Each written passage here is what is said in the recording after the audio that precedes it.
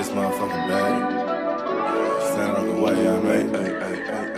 Sacrificing time for this shit, man, I got a plan. Tried to tell niggas years ago, they ain't understand. Riding by myself and it's cool, I'm all in my head. Everything in life you can't replace, I build relationships. Pretty little smile make a nigga wanna lock it in. We met the same time I lost a friend, we should try again. You been on my mind, you should hop in. I ain't gon' hurt you, baby girl, you know we locked in. Used to be on FaceTime calls on the regular. Never made time, landed on my busy schedule. Now every time I hit the bay, you know I think of you. Working on your brand, love, you know that I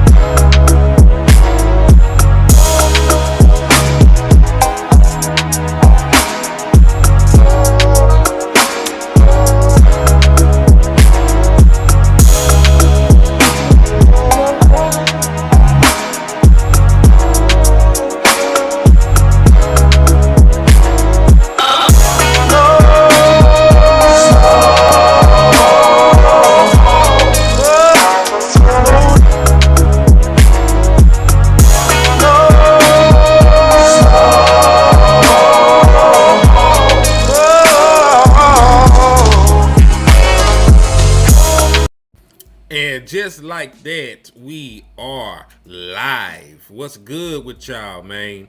It's your boy, Henny the Moore. We're coming to you straight from the liquor store, man. How's everybody doing? Happy Sunday. And it's bittersweet, man. It's a very somber Sunday when you really sit back and you think about it. This is the end of the Dallas Cowboys season. Like, it's been over.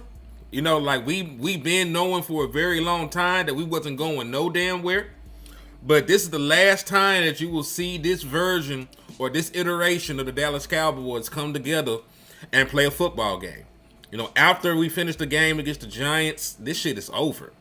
And, you know, really, man, I'm just sitting here thinking about how disappointed I am with the way this season has gone and all the things that have transpired up to this point. You know what I mean? Like, we really went out here with one of the best offenses in the league and did not even get an opportunity to see Dak and George Pickens and CeeDee Lamb together in the playoffs, you know? And going back, looking back, man, this, especially if we don't retain some of these guys. Let's say that George Pickens don't come back next year. Worst case scenario, let's say we don't bring back Javonte Williams and shit like that. We really could have, you know, cost ourselves an opportunity this time around, man. But salute to everybody sliding in. I see my brother Cowboys Execution in the building. I see my brother Stephen Carroll in the building. Salute to you. Thank you for tapping in and showing love to the platform. I see King Xavier sliding in. He said this season went fast. It definitely did, man. This season definitely went by fast.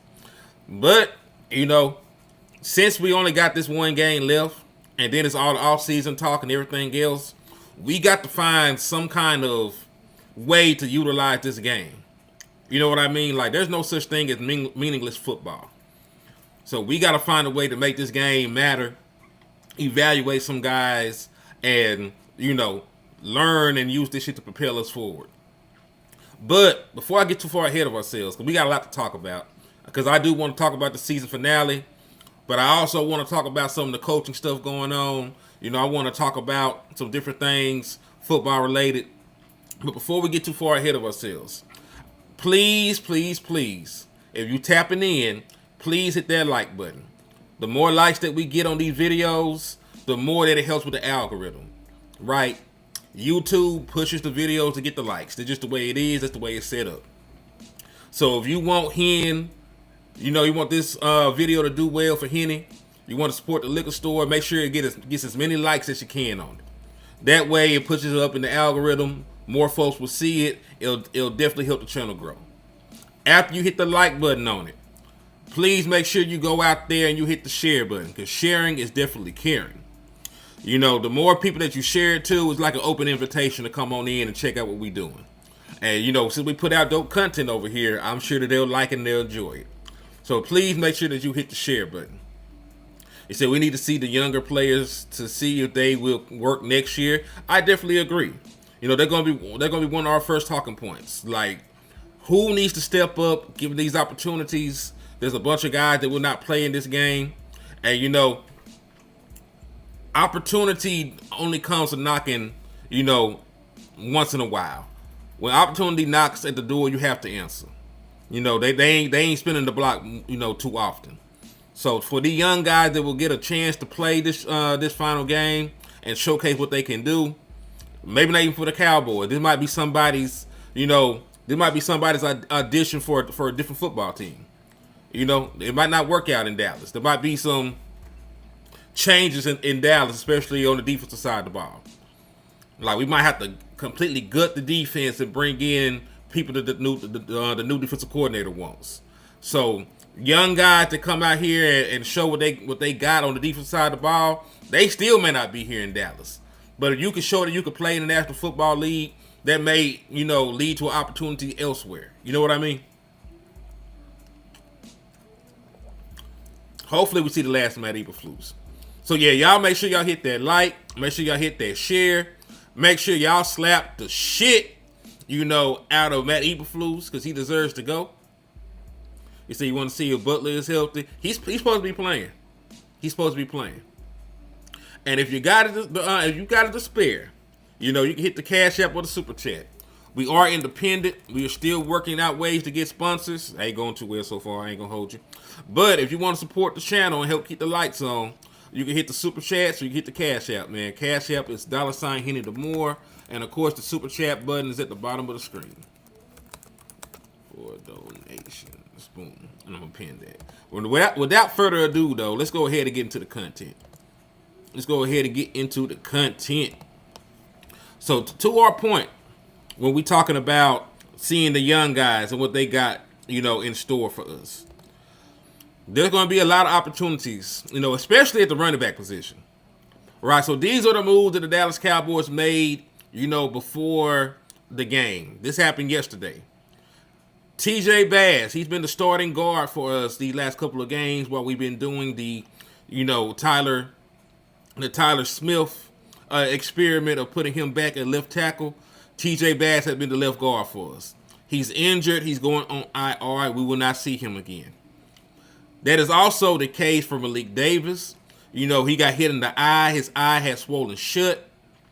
So, you know, they're not going to put him back out there, put him up to any more damage. Malik Davis is also done for the season. And Javonte Williams, he's been dealing with a chronic shoulder injury the last couple of games. He is also going on injured reserve. So the Dallas Cowboys will be without one of their starting guards, because he was a starting guard for you, while Tyler Smith has been the starting left tackle. You're going to be without your secondary running back in Malik Davis, and you'll be without your starting workhorse running back in Javonte Williams. So what the Dallas Cowboys have done, you know, since they got 3 open roster spots, is they elevated Josh Butler. They designated him to return from the injury that he had. And then they designated Phil Maffa to return, who also was dealing with a bad shoulder that he had surgery on. My boy said top 3 are Flores, Bulls, and Swartz. I definitely like Flores. And actually some of that stuff touches on the next topic. Hold that thought, because I swear I'm going to come back to it. Because you throwing me alleys, I just ain't ready to dunk them. But yeah, I got a lot of that loaded in right here. He said, what's good, Henny? I'm headed to the Meaningless Bowl in New York. I'm sure we all love for Dak to fake an illness today so we can get the 13th pick. And I'm going to be 1,000 with y'all. We're not out tanking the New York Giants. I know that people talk about, hey, if the Dallas Cowboys, you know, happen to lose this game, they get the 13th pick. But I want you to understand where the Giants are at right now. If the Giants win this game, they go from having the 2nd overall pick to the 7th overall pick. The Giants would fall 5 entire spots for beating the Dallas Cowboys in the meaningless bowl. There's a reason why Wan'Dale Robinson, had an NFL record of being the shortest wide receiver to get to 1,000 yards on the season, and then they immediately put his ass on IR for this game, so he can't go out there and make no plays to get this bad back in. They are going out their way to put their best available players on the back burner so they can lose this game. You know what I mean? They're going out their way to get worse on purpose for this one singular game, so there is no human way possible they will lose to the Dallas Cowboys. They ain't got no wide receivers. They ain't got no good running backs no more.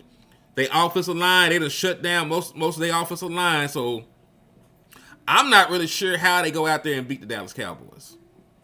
Even if Joe Milton was the starter the entire game, I am not sure how they would lose to the Dallas Cowboys. Yeah, we could get up to the 11th pick if we lose, but I'm telling you, the New York Giants are not going to drop from the 2nd overall pick to the 7th pick just to say they beat the Dallas Cowboys. Like, niggas will lose their jobs. People are already going to probably lose their jobs anyway because it's an interior coach. But point being, they are not going to set themselves up like that to go from they're already rumbling. There are people mad in the organization that they don't have the 1st overall pick no more. Imagine going from the 1st overall pick to the 7th overall pick. Because they already done went from 1st to 2nd. I just don't see a world where the Giants allow themselves to beat the Dallas Cowboys. I don't see a world where the Giants allow themselves to beat the Dallas Cowboys. Said how the Niners only got 20 sacks and going to the playoffs, and we had 31 and was out with 4 games left because the 49ers, as I be pointing out, even with all the injuries that the 49ers have, they are one of the top scoring defenses in the National Football League. Matter of fact, let me just show y'all. And y'all like this graphic, don't y'all? Because remember, this is part of my 4-step plan to fix the Dallas Cowboys over the course of the offseason. Because step 1 is to flush flus. Step 2 is to select a qualified candidate. Don't call your homeboys. Don't call the nigga that you hunt with. Don't call the guy, that married your sister. Don't call your drinking buddy. Call somebody that's qualified for the job. Go get the boy from Indiana, they defensive coordinator. Call Wink, call Brian Flores. If Jim Schwartz becomes available, contact him, even though I got some questions about how he runs his defensive scheme. Do what you do. After you do that, I need you to spin the block. All of your great players that you got, you retain them. Because remember, I don't want this to be lost on anybody. The Dallas Cowboys leading rusher, the Dallas Cowboys leading sack getter, and the Dallas Cowboys leading wide receiver for the year 2025 are all free agents. Javonte Williams ran for over 1,200 yards. He's a free agent. Jadeveon Clowney, in only 12 games, had 5.5 sacks. He's a free agent. George Pickens, done broke the 1,400-yard mark and the 9-touchdown mark with a game to go. He is a free agent. You retain their services regardless of what the hell else is going on. You keep Javonte, you keep Jadeveon, and you keep George Pickens, right? And then the last step, definitely not the least important of the steps, but you get enough of these free agents on this board to where you can go into the draft being able to draft BPA. If you need a linebacker, you might want to go out of free agency and see if you can get Devin Lloyd, right? Spend some money. If you need a cornerback, you might want to go out of free agency and see if you can get Tariq Woolen, right? If you need a safety, you might want to see if you can go out in free agency and get Cam Curl, right? If you need another pass rusher, you might want to go out of free agency and see if you can get Trey Hendrickson, or go out into free agency and see if you can get a Dafit Owe or something. Don't go in to the draft horny, right? Because when you go to the club and you drunk, before the club closed, them 4s and 5s, when you horny and you got them beer goggles on, them motherfuckers be looking like 10s. So you don't do that shit. You don't go to the club horny. Go to the club, with some dignity and sober, and you can make a right selection. Right? You can only be targeting baddies. You can go for the best available option at that point. So that's what you need to do. You need to flush Flus. You need to select a qualified candidate to replace him. You need to retain all your productive veterans, right? Your leading rusher, your leading sack getter, your leading wide receiver. And then you need to go into the postseason, go into free agency, get you some quality starters. And then you go in this motherfucker, you go into this motherfucker and you draft the best possible player. And we finna get landlord on this hoe.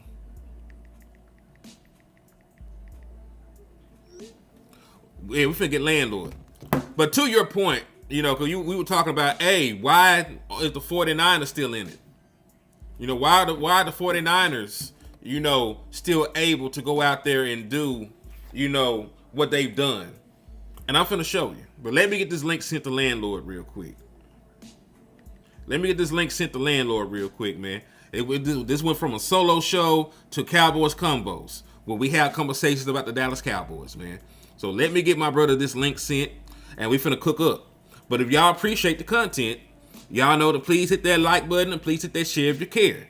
And it is Sunday, so you want to drop a little bit of you want to drop a little bit of hold on. Copy the link. Link copied. All right. I got the link sent to landlord. He'll be in about 10, 11 minutes. And this is gonna be a long show. We not only will be here for a long time, we're gonna be here for a good time as well. But yeah, if you wanna, give an offering or something, I can pass the collection plate around. It is Sunday. So if you wanna help keep the lights on, hit the Cash App, hit the Super Chat, get a membership. We will be dropping more members content, especially in the off season. Cause we will be back doing like the college. You remember we did Cowboys College? We'll be back doing that, over the course of the off season. Film studies, they be hating us out. They be demonetizing the shit. So it's best just to put it on the members only stuff so y'all can see. So if y'all want to be in position to see the members only film breakdowns for the college prospects and shit like that, make sure you do so. Say, Henny, who is your top DC candidates? I'm gonna tell you a couple of them. Brian Flores is one. That was the guy that I was looking forward to seeing. I don't know if it's realistic for us to get Brian Flores anymore. Like, something is telling me he's going to be a head coach somewhere, maybe within the division. He could be the Giants head coach for all we know. But Brian Flores is definitely one of my top candidates because of his versatility, his aggressive approach to defense, his coaching tree being from the Bill Belichick coaching tree, being a 4-time Super Bowl winner, being with the Patriots organization. He's been a scout. He's been a defensive assistant. He's been a defensive coordinator. He's been a head coach. Like, there's nothing that he hasn't done. He's super qualified, and he's young. Like, you hear a resume like that for Brian Flores, and then you realize he's only in his mid-40s. This man is not even 50 years old yet. He's a very young man at this point, with even more room to grow and prosper. So I would love to have Brian Flores as my defensive coordinator. But Brian Flores is probably going to end up being a head coach, given his track record, his skins on the wall, and how well he's coordinated the Vikings defense these last 3 years. Somebody else that I would love to have is Jim Leonhardt. He's the opposite of Brian Flores. He doesn't have a lot of skins on the wall or anything like that. But, Jim is somebody, that is qualified. He's a former player. And shout out to my brother T Smooth TV, man, for the Cash App. He said, appreciate the content, fam. I appreciate you for appreciating the content, man. That's love right there. I appreciate it. That helps us not eat Fugazios. Because you eat too many Fugazios, you start having stomach problems. You know, your stomach just get hard. You lose your appetite. You know, you out here looking crazy. So I appreciate you, you know, for helping me stay off of Gazelles for another day. If y'all want to do the same and help your brother Henny out, you know, hit the Cash App. It's $ Henny the Moore, which is at the bottom left hand corner right there. $ Henny the Moore. Appreciate y'all. But, you know, Jim Leonhard has been with Vance Joseph for a long time at this point. Vance Joseph is coordinating one of the best defenses in the National Football League right now. They utilize 5-man fronts because they're a 3-4 defense. You know, they're much better. They're much more well coached team than we are. You know, I would not mind having their scheme. I would not mind, you know, having his, you know, input there. You know, he's hip. You know, he knows how modern defenses are played and how to counteract modern offenses. And you know, he's somebody that's enrolled through the ranks pretty damn quickly. You know, he went from player to you know, to assistant to defensive coordinator, you know, to being a assistant head coach. Like, all that shit happened in rapid succession. Like, that's somebody that done really climbed the ranks and put the work in. Appreciate you too, Broom. He said, Henny, I appreciate the content on this 1.5 hour ride. And I got you, bro. You know I got you. You know, I'm here for y'all, just like y'all been here for me. I appreciate y'all. You know what I mean? But yeah, matter of fact, let me get this pulled up because I just want to show y'all what's going on in regard to these scoring defense.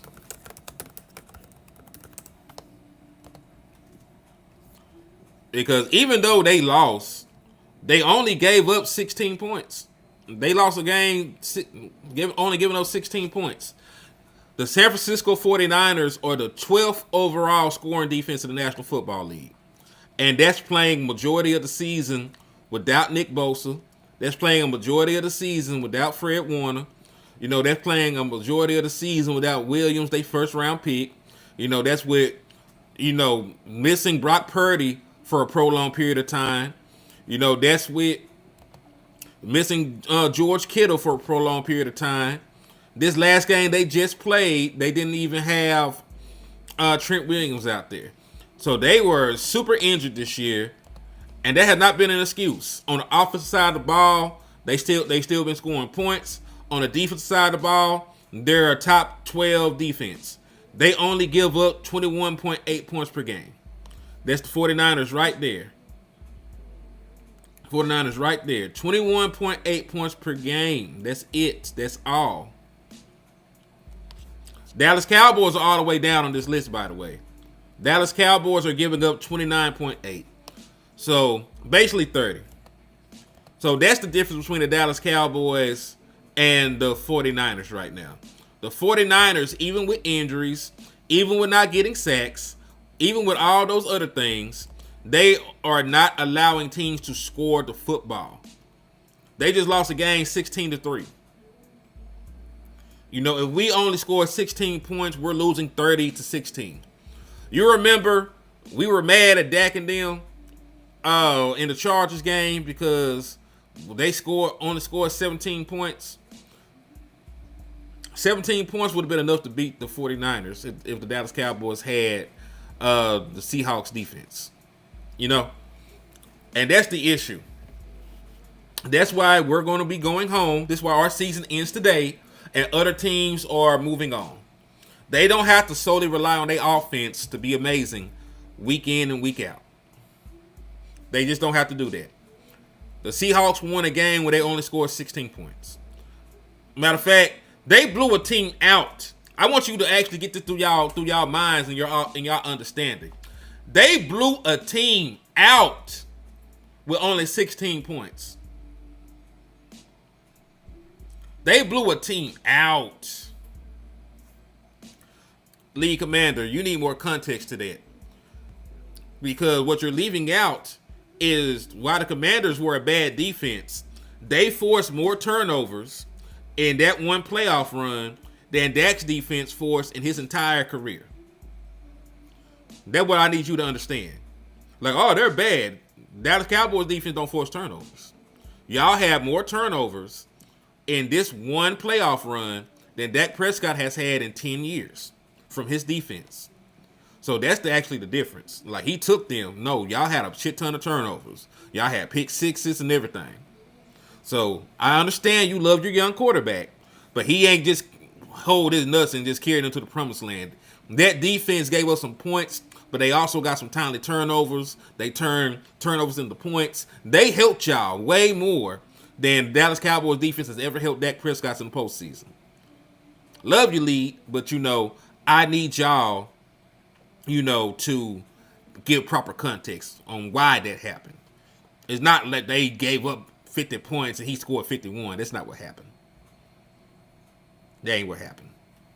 They forced a whole bunch of turnovers that helped your offense. Flip side, that has never happened for Dak Prescott. Yeah, Spot. 16-3, is a blowout. You lost by 2 touchdowns, basically. That is a fucking blowout. You got blew out. You lost by double digits. You lost by 2 possessions. That's a blowout in the NFL. That is a blowout in the NFL. So I need y'all to understand, we get blowed out if we only score 16 points. Other teams can blow niggas out only scoring 16. It's crazy when you actually put it in perspective like that. You know what I mean? But we got some stuff we need to discuss, because it really is about the coaching carousel. Because when people lose their jobs in the NFL, like when head coaches get fired and there's changes in regimes and everything else like that, 9 times out of 10, the coaches underneath them also get fired, right? Because the new head coach is going to want an entirely different staff. He's going to want to pick his own staff, right? So that's why it's important, says score 13. That's why it's important, to keep an eye out on this.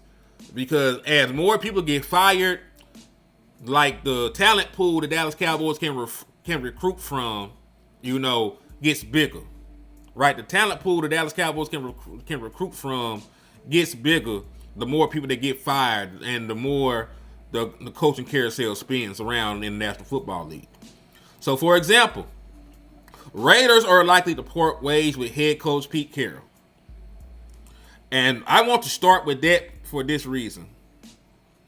Unless Pete Carroll wants to fully retire, unless Pete Carroll is done with football, Pete Carroll is going to end up in the NFC East.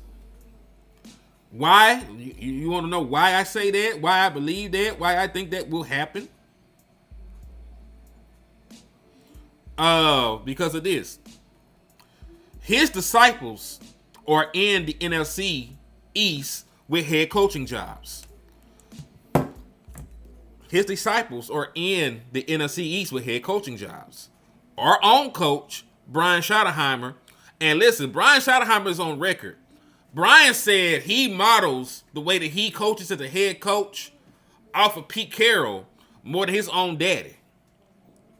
You know what I mean? And listen, some of the locker room speeches, he got them from Pete. He said, can you win a game in the first quarter? No. He got that shit from Pete. Word for word, bar for bar. I could pull the shit, matter of fact. If I got time, I might be able to go and find it. But he got that shit word for word, bar for bar. He said Pete Carroll not getting fired after one season. Shit. Folks get fired after one season all the time. They do. They feel like they feel like they're moving forward. And the reason why they're gonna fire Pete Carroll, the nigga that they really want is going to be able to get a head coaching job this cycle. Yeah. The Kubiak boy is who they covet, and he's gonna be able to get a head coaching job this time around. So they're going to walk Pete Carroll out the door, and they're going to let Kubiak take over. He's going to have one of the top picks. He'll probably have the first overall pick, so he can pick his own quarterback. He's an offensive-minded coach. You know, they already got offensive weapons in the form of Brock Bowers and Ashton Jeanty, and they trust him to fill out his coaching staff. So they probably are going to move on for Pete. I don't think it's fair to only give somebody 1 year and then show them the door. But it's very possible. But yeah. But as for Pete, if he gets walked out the door, I don't know if Brian would make him the defensive coordinator. Because people forget, Pete Carroll actually started as a DC. He started on the defensive side of the ball. I don't know if he would make Pete Carroll the actual defensive coordinator. But, you know, I do believe, you know, that if Pete needed a job, Shotty will accept him with open arms, and he'll bring him in as like a defensive analyst, or he'll bring him in as a defensive consultant or some shit like that. If Pete is out on the street and need a job, Shotty gonna look out. Same, you know, with Dan Quinn. Dan Quinn, you know, did it. You know, Dan Quinn was a Pete Carroll disciple. He was there with Dan Quinn. He's somebody that also models being a player's first coach and shit like that after Pete. Right? Same thing. They are having a bunch of defensive turnover over there on that side of the ball. Right? I do not expect Joe Witt to be retained. I think they already took defensive play caller from him.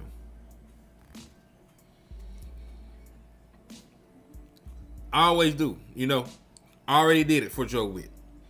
So thing is, if Pete Carroll is shown the door, I don't think he stays on the street for long. I think that Dan Quinn or, you know, Brian Schottenheimer would accept him in with open arms in some capacity. Maybe not as a defensive coordinator, you know, but maybe, you know, as a defensive analyst or a defensive assistant.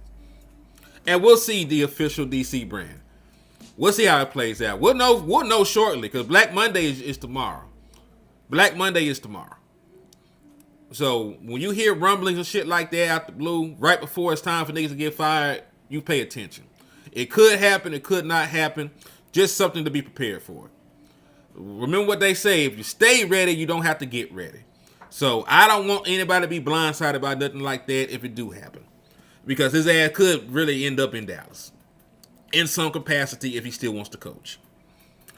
Right? Same thing with the Browns. They're leaning towards moving on from head coach Kevin Stefanski. Right? That's the reason why people think that Jim Schwartz is a viable option for the Dallas Cowboys. Because if Kevin Stefanski is fired, unless they make Jim Schwartz the head coach, which is possible, they could promote Jim Schwartz to being the head coach for the Cleveland Browns because he does a great job with their defense. But if he doesn't get retained in that capacity and he hits the open market, he would be a quality hire for the Dallas Cowboys. Now, one thing that did concern me, and I'll have to do more legwork about it, right? I don't know, I don't know if it's really anything crazy, right?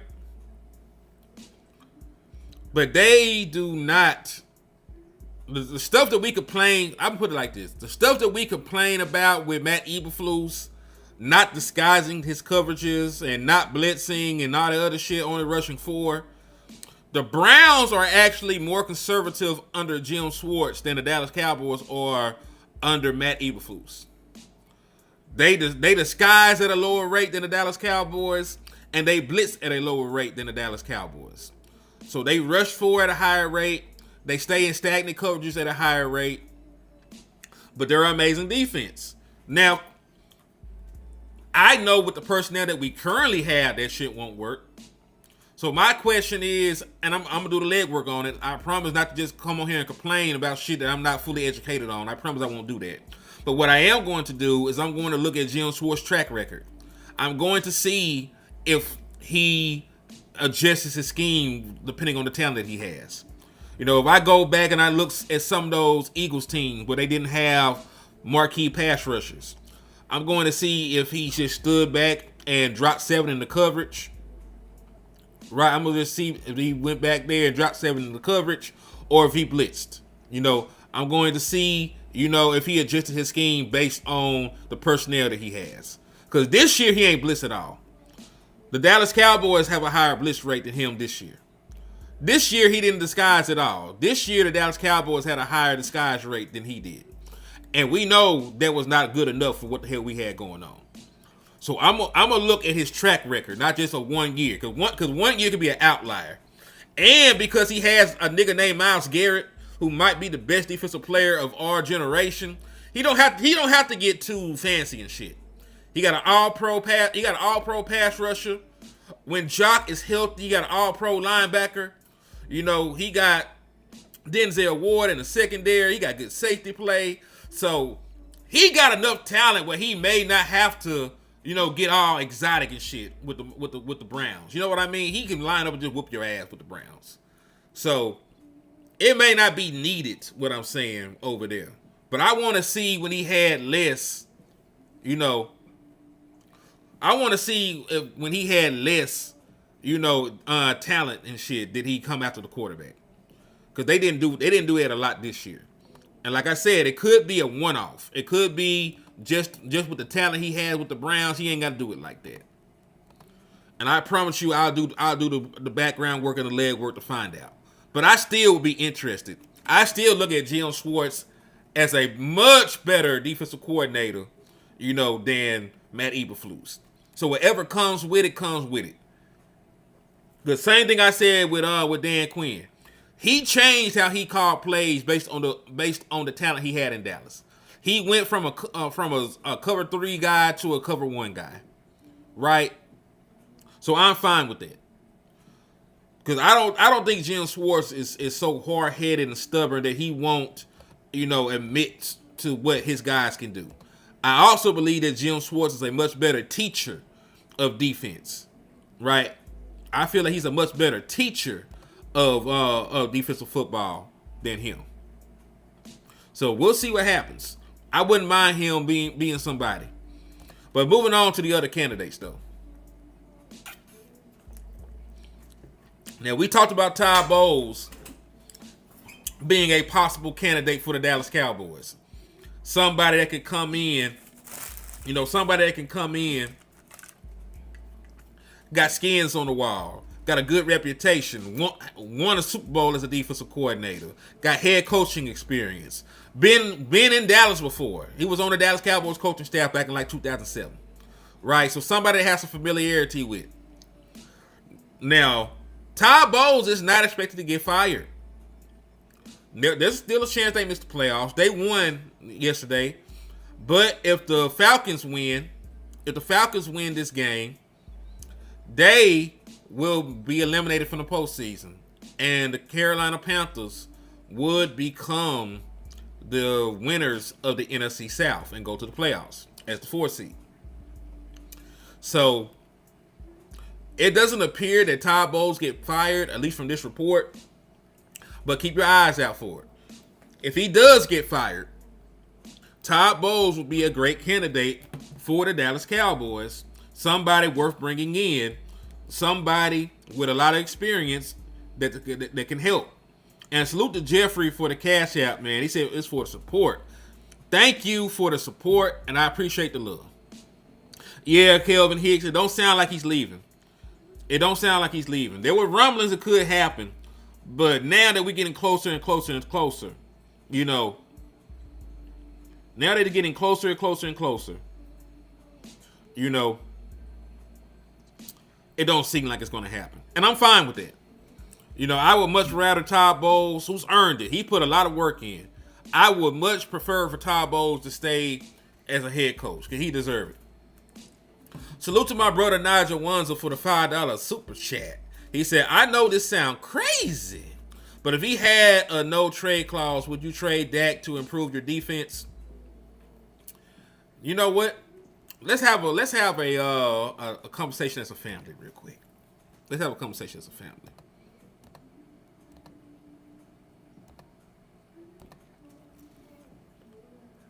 If you do not think the Dallas Cowboys can win, right? If you do not believe the Dallas Cowboys can win a championship, hold on, JV, because this is a good question. I'm gonna tell you why it's a good question. If you do not believe within the next 3 years that the Dallas Cowboys can win a championship, if you go to the mirror and you take a hard, long look and you don't believe the Dallas Cowboys can compete, you need to blow it up. If you are going to just waste Dak Prescott's career like you wasted Tony Romo's, you should trade the man for a king's ransom so he can go compete somewhere else. Right? Because listen, it's not a crazy question.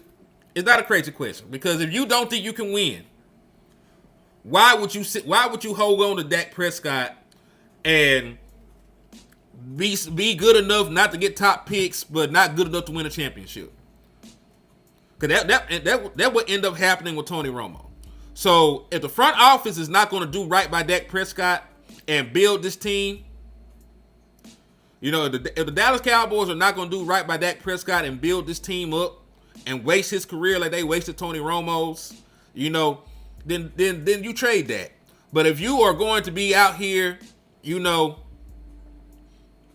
it said, would we trade a transcendent pass rusher to stop the run?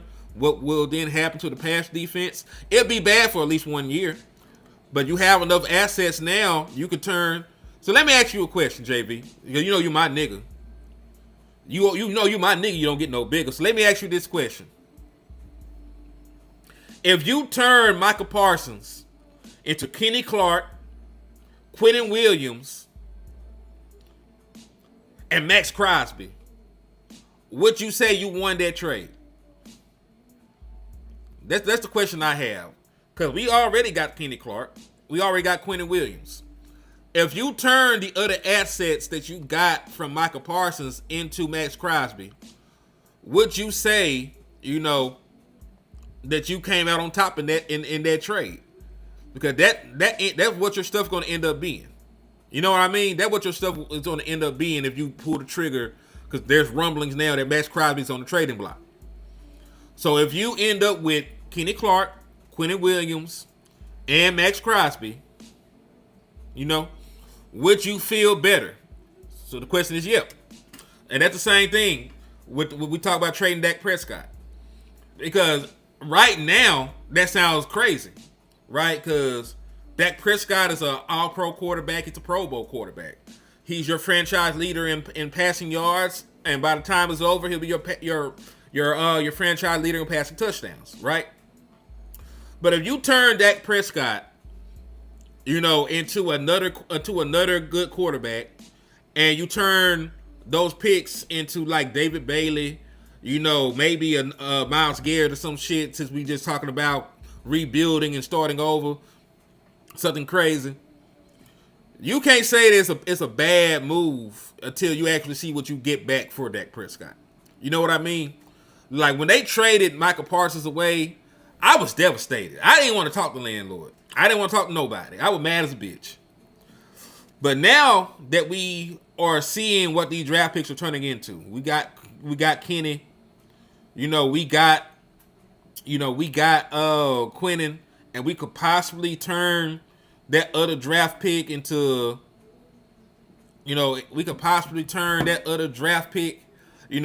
another pass rusher. Maybe Kenny, maybe Myles Garrett, maybe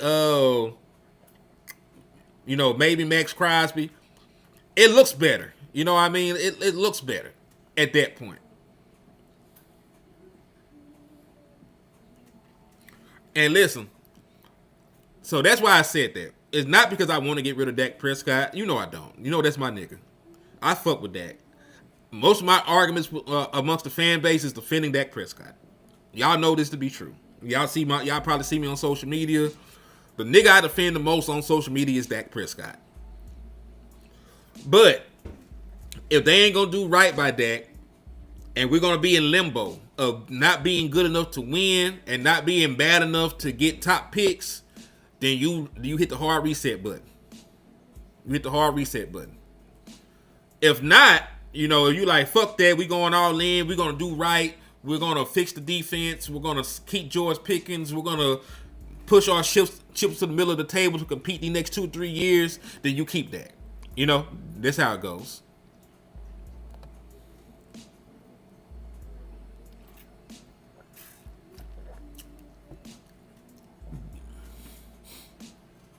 Cause listen, you might be able to get 3 first-round picks for Dak Prescott.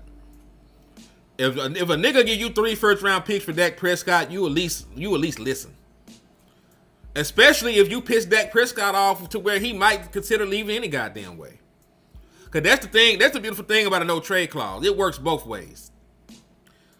You're stuck with Dak, and Dak can also force his way to where he wants to go. So if things go sideways and go sour, then yeah, that could happen like that. Man, I got a cold chill running down my spine, man. What the fuck? Oh shit. I feel like an unnerving. God damn. What's happening? Man, from the pits of the abyss, landlord has arrived, man. God dog.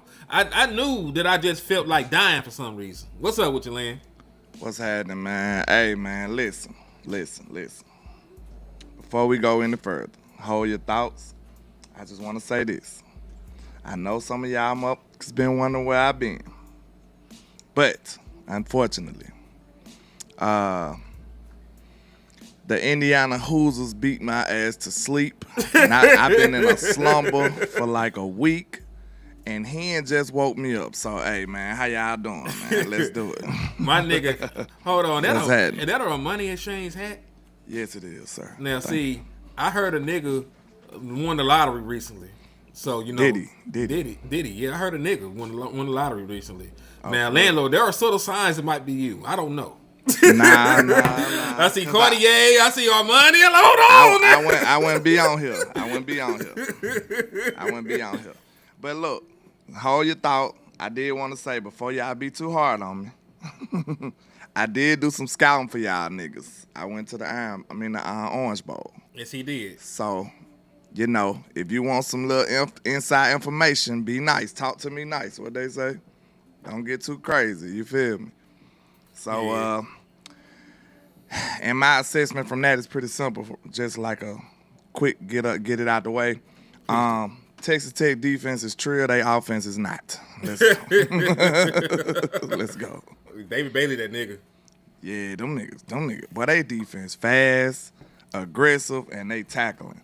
But that's what I had to talk to him about that, because we always say defense wins championships, but the offense got to be competent, though. Yeah. I tell you that. They got to be competent, because, listen, it ain't much more Texas Tech defense could have done. Did, no.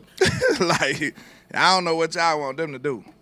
Like, the offense did absolutely nothing, bro. So, I mean, defense wins championships unless your offense don't show up at all. Your offense is non-existent. Let's make sure we preference that, because they had the better defense. They probably had the best defense in the nation. They did. They spent a lot of money for that team. It's nothing you can do if your offense keeps screwing you over and just not performing. So, yeah. He said he thought you got abducted in Venezuela. Not this time. Not this time. Last time I got away.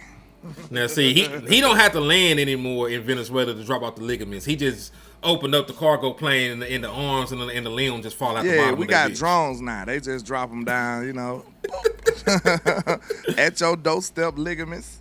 You know what I'm saying? That's my new venture I got going on. Doorstep ligaments. You know what I'm saying? So, Len, I want to have a real conversation with you now that you're in here. What's happening? Maxx Crosby possibly is on the trading block. Did you see those reports and shit? I don't know where you been, so I don't know. I think we just thirsty. I seen them reports, but that niggas get mad at their team every day, B. You know what I'm saying? And if it is real, I'm gonna say this. I think Maxx probably just want to leave and looking for an excuse. You know what I'm saying? Because this kind of petty. Like, yeah, they gonna keep you out if that's what the team decided to do. Then that's what you do. It is what it is. So, but that don't mean you say, oh, I'm leaving. Like, come on, bro. Like, you just want to leave and you want to be honorable in the way you leave. That what it sound like to me. It sound like he looking for some, you know, when you be fed up with the partner that you with and you like, hey, man, this bitch breathe wrong. I'm gone. Mm-hmm. That's what type of time he on, in my opinion. I agree with you. Because I also agree it's not just this. There'd be petty if it was only this. There's been a lot of shit. And like, listen, when the last time that the damn Raiders been to the postseason? 2021. Yeah, they went to a Super Bowl not too long ago, didn't they? Raiders? Not long ago. I'm talking about like in recent memory before we did, right? They lost to they went to a championship. They went to a Super Bowl because they lost to whatchamacallit. It was early 2000s. They lost a big playoff game to Brady and them, didn't it? Yeah, you talking about the during the New England run. the tuck rule. Yeah. I'm talking about when this nigga's been there. Oh hell no. Yeah, that's the point. He does not know anything about winning, so he at least wants to play. And you take that away from him too, he probably frustrated. Like nigga, like I don't even get opportunities to like my season is over. If anything happens to me, nigga, I'll rehab in the off season. He just wants to play, dog. He just wants to play. He one of them motherfuckers. But like you said, it's not just because of that. It's because they haven't been winning. It's because they always suck. Because they always losing. Because he plays his ass off. He plays more defensive snaps than any other player in the National Football League. Did you know that? I can tell he one of them people that move out principles and honor. Because that's why he was so adamantly denying all the trade rumors. You know what I'm saying? I'm Raiders for life. So it's going to have to be their fault to make him say, okay, I'm leaving. You know what I'm saying? Mm-hmm. It's got to be their fault so he can stay on brand, in my opinion. If he just say, hey, I'm tired of this, I want to leave, that's going to be off brand for him. I agree. But what would you give up to get Maxx? I ain't going to hold you. That's the real question. 2 firsts. So I don't care. Would you give up your first, both your first this year, or would you give up your first from this year and your first from next year that you got? Preferably, I'd like to keep one this year, but if I had to, I don't give a damn. Screw it. I know what Maxx is right now. How old is he? 28, finna be 29. He's still I do it. I don't give a damn. Fuck them picks, bro. Because Myles Garrett's 30 and he finna break the sack record. So, like, them niggas got juice. Matter of fact, Von Miller got 8 sacks this year. Did you know this nigga's almost 40, got 8 sacks? Damn, for real? That nigga got more sacks than everybody we got. I'm finna say he would be our leading sack getter this year. Von Miller. Where he played at? The Commanders. Ah, shit, with them sorry motherfuckers. Matter of fact, Von Miller is 36 years old, and he has 8 sacks and 15 tackles on the season. I thought about bringing him in too. I know people, he old, but shit, he's a sack artist. That's all he know how to do. Mm-hmm. You know what I'm saying? He know how to get to the quarterback. I mean, nigga, I'm not gonna lie to you. I would bring Von Miller in for a cup of coffee next year because we ain't got no edges. I damn sure give him a little more than his market value and bring him on in. Nigga, you get 8 sacks over there. Oh yeah, like you might got a little bit left, and you ain't gotta even play that many snaps, Von. You just on third down. He could be a rotational pass rusher. Yeah, I would just be like Clowney. Clowney actually did more than that.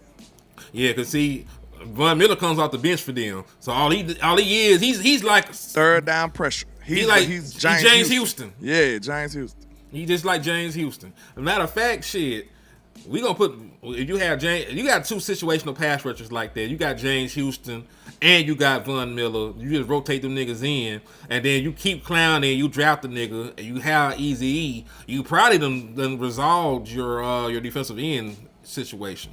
Truthfully, it looked like this year, Dante might have needed to be a situational guy too. Mm-hmm.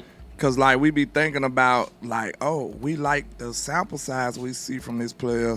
Let's boost up his snaps, and then now you don't see the same product. You like, damn, we probably should. He wasn't as good. Now you just need him in spurts.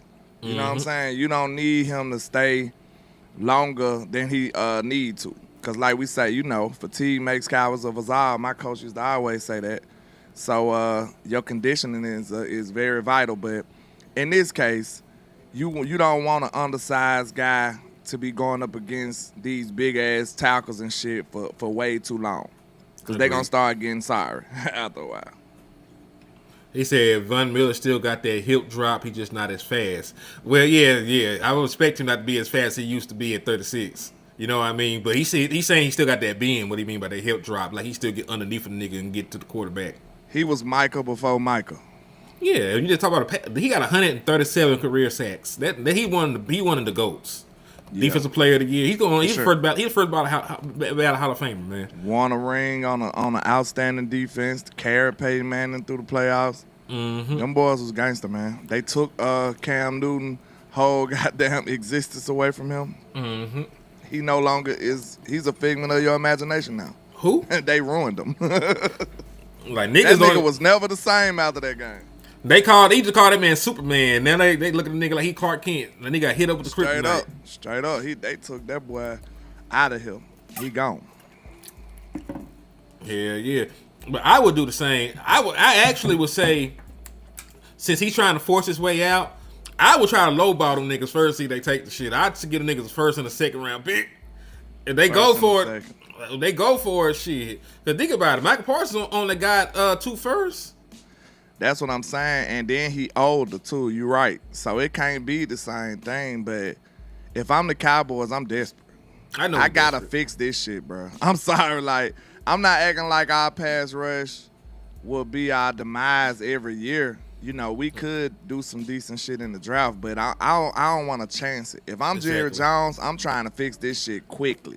And I know for a fact, if I bring Maxx Crosby in this building, all my people that hated on me about Michael Parsons gonna shut the fuck up. I promise you this. Mm-hmm. They gonna shut the fuck up if you bring Maxx Crosby in here. No lie. And before you came in here, me and the brother JVB boy were having a conversation, right? Cause Nigel salute asked, to my people too, man. Salute to everybody in here, man. Shout out to y'all. Salute. Happy New Year, belated. Hell yeah. Oh yeah, I like Adafi Oweh too. Adafi Oweh is a great free agent pickup. We were able to get him, but.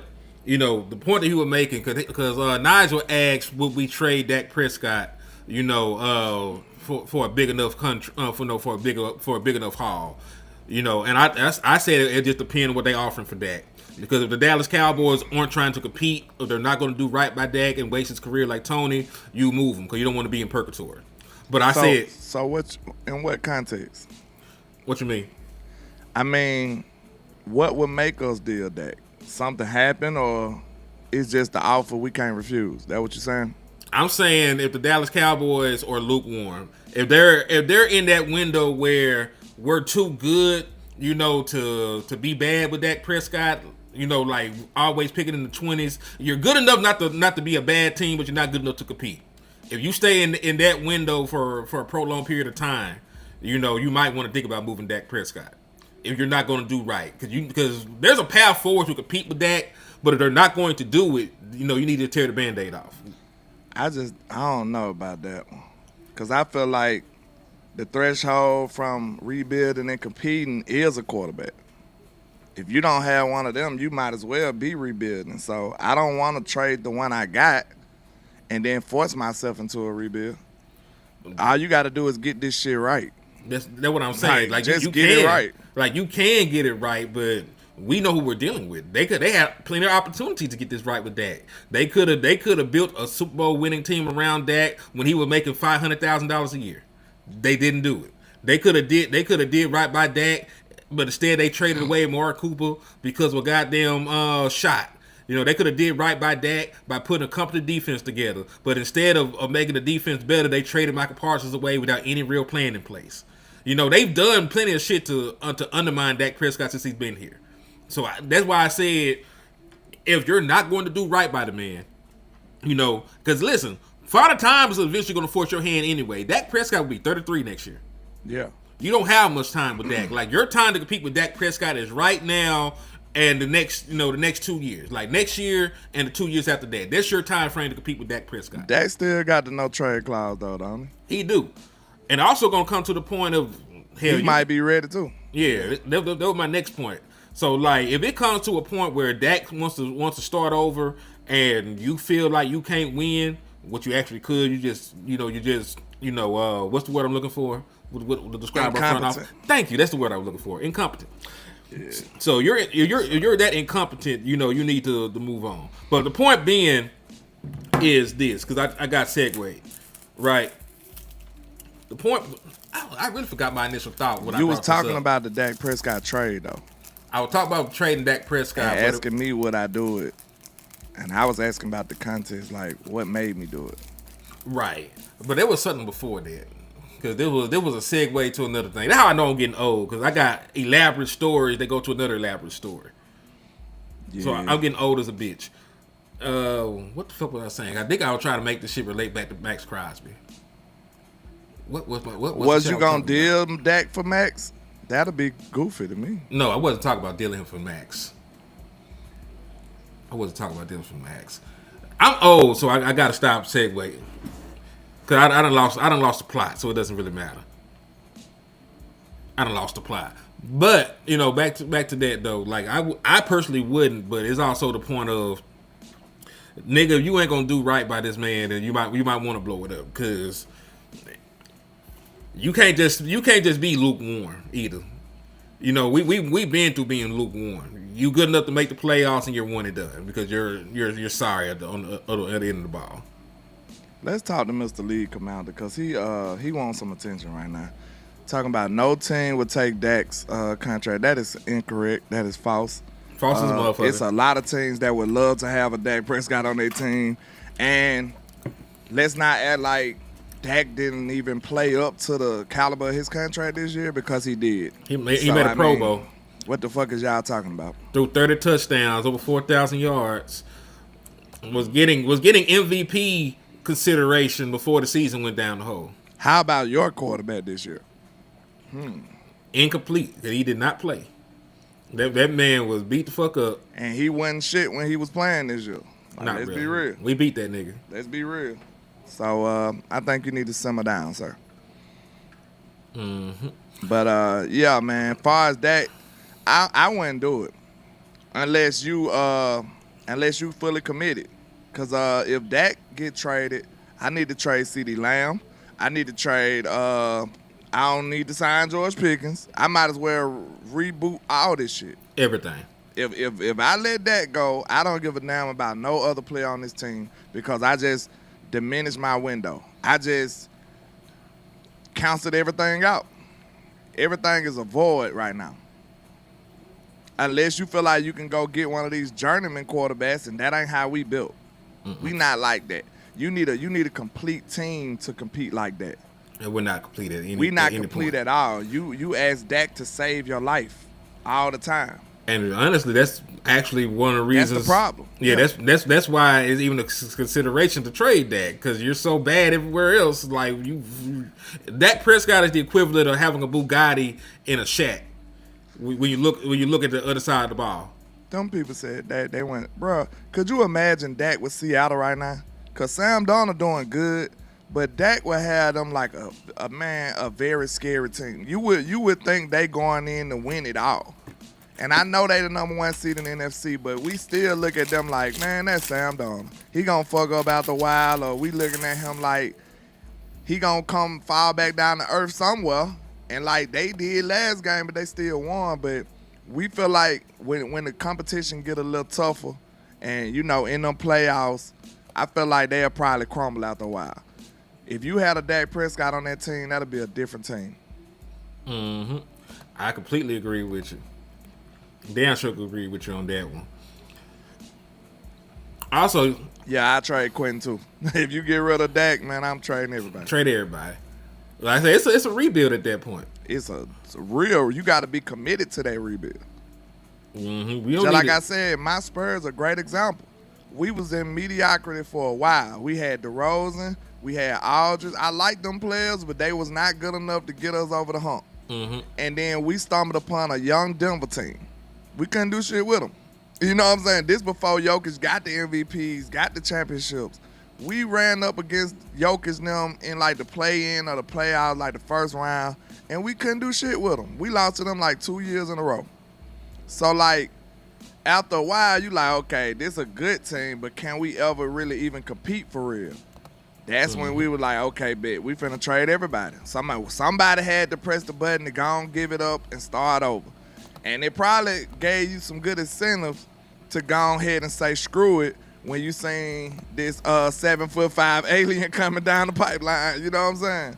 You like, shit, they got a nigga that do what? Ah, shit. The rebuild time. We finna get involved in this shit. We finna Take the what and lead the what? We finna at least try to get involved in this shit, and it just worked out for us. So, yeah, you got to make a decision. Like, if you commit to that, you got to go all the way, full throttle, pedal to the metal. Not no half, soft rebuild. See, that's all Jerry. That's what we've been doing. Jerry want to stay competitive. He want to stay relevant more than competitive. He want to stay relevant. He want to keep butts in seats, and you can't do that in a full rebuild. And you got to think about this, bro. We got some of the most diehard fans ever on the planet. The Cowboys do. But our fan base is so big, at the same time, what other kind of fans do we got? A whole bunch of casuals and guys. A bunch of casual, fickle fans as well. You feel what I'm saying? That's just the honest. That's just the honest to God truth. So if it ain't, and then we the minority. Even though it's a lot of hardcore Cowboy fans, we still the minority because our fan base is so humongous. So it's a lot of casuals. So when you think about it, man, if that team ain't producing, if that team ain't interesting, if that team ain't putting up points, if that team ain't competitive, they ain't coming out to them games like that. They ain't coming out to training camp. And a lot of them people who can afford to be there a lot of the times got a little money. So they damn sure got better shit they could be doing. You know what I'm saying? Like, the Cowboys shit is, you know, that's why they say we kind of bougie up there. Like, we kind of bougie at them stadiums because, shit, a lot of them people got money. So they ain't finna spend their good earned money to see no sorry-ass team out there. And Jerry know that. So he trying desperately to keep his head above water like good times, like Florida Evans. He trying to keep his head above water so this team can stay relevant. All right, so it looks like it's going to be official. It looks like it's going to be the last game for Matt Eberflus. Jordan Schultz is reporting the Cowboys are expected to make changes on their coaching staff with the main focus on the defense in D.C. Matt Eberflus. There has been dissatisfaction with their side of the ball from ownership all season, so he should be gone by tomorrow. Black Monday. No, usually when Jordan Schultz reports shit, you know, it's correct. That's why I have this in here about Pete Carroll. Because I'm not saying that Pete Carroll going to come here and be our defensive coordinator. But if Pete don't retire, I believe wholeheartedly, landlord, and I was talking about this with them earlier, Pete gonna end up in the NFC East if he don't retire. He might fuck around and go to the Giants. I was gonna say, if he need a job, he got two niggas that were under him that are head coaches right in the NFC East. Dan Quinn and Brian Schottenheimer. He made both of them niggas. Yeah, so that's what I'm saying. So you remember that Pete, that Brian said that he modeled his coaching off of Pete more than his own daddy? Damn. He said, I'm more like Pete as a coach than my own father. What my boy Bubba Dub at? Schottenheimer rolling over in his grave right now. Damn, Brian. But remember, he said that shit. He meant that shit. That's why he took it easy on Pete. He could have ran the score up on Pete in the Raiders game. He went out there and nailed it down with like a bunch of minutes left on the clock. And I'm not going to hold y'all. I had a big conversation about this with one of my friends. I 100% respect that. I respect the hell out of that. I'm sorry. Because it is a such thing called sportsmanship. And that shit is real. It kind of shows the character of the type players that you got. And don't nobody like a fuck nigga. You know what I'm saying? Oh, my mama. Like don't nobody like a fuck nigga. Don't nobody like a bitch ass mother. You know what? And you could be that with a football uniform on too. Rather you knew that or not. Like football don't exclude you from being a pathetic piece of shit, scum of the earth, piece of shit human. So yeah, sportsmanship is very, very admirable, and I respect that shit. And it's a lot of coaches who don't have it. Fuck Dan Campbell. I swear to God, I'm thinking about that nigga when you said that shit. That nigga. Reporting eligible. Fuck that nigga. Man, that nigga Dan Campbell so petty, bro. Like, that nigga ain't shit, bro. That nigga a whore. I can't stand him. Nigga piece of shit. But I was thinking, if he don't end up in Dallas, I don't even know if he got to have the defensive coordinator title. What I said, shout out to Nigel. Didn't I say them bitches was going to pay? Who? The football guys don't like that shit, bro. Oh, yeah. You a trifling piece of, pathetic piece of shit. That's what you are. And the football guys don't appreciate that. when you love this game, man, it's just certain things you don't do. You don't disrespect the game. You don't skip steps, and you don't disrespect the game. You come in and show how much homage that you willing to pay to the people that was before you and after you, the people who made you. Because think about it, you over here shitting on a team that gave you a chance. You see what I'm saying? That gave you a chance, that did something for you. It's a respect thing in there, man, and that shit don't go unnoticed. Real talk. Think about him in the interviewing process. Let's say another season don't go right for him, and his seat get hot. He might have to spin this block. You know what I'm saying? And we sit up there like, nah, buddy, you did some hoe shit. Get the fuck up out of our office.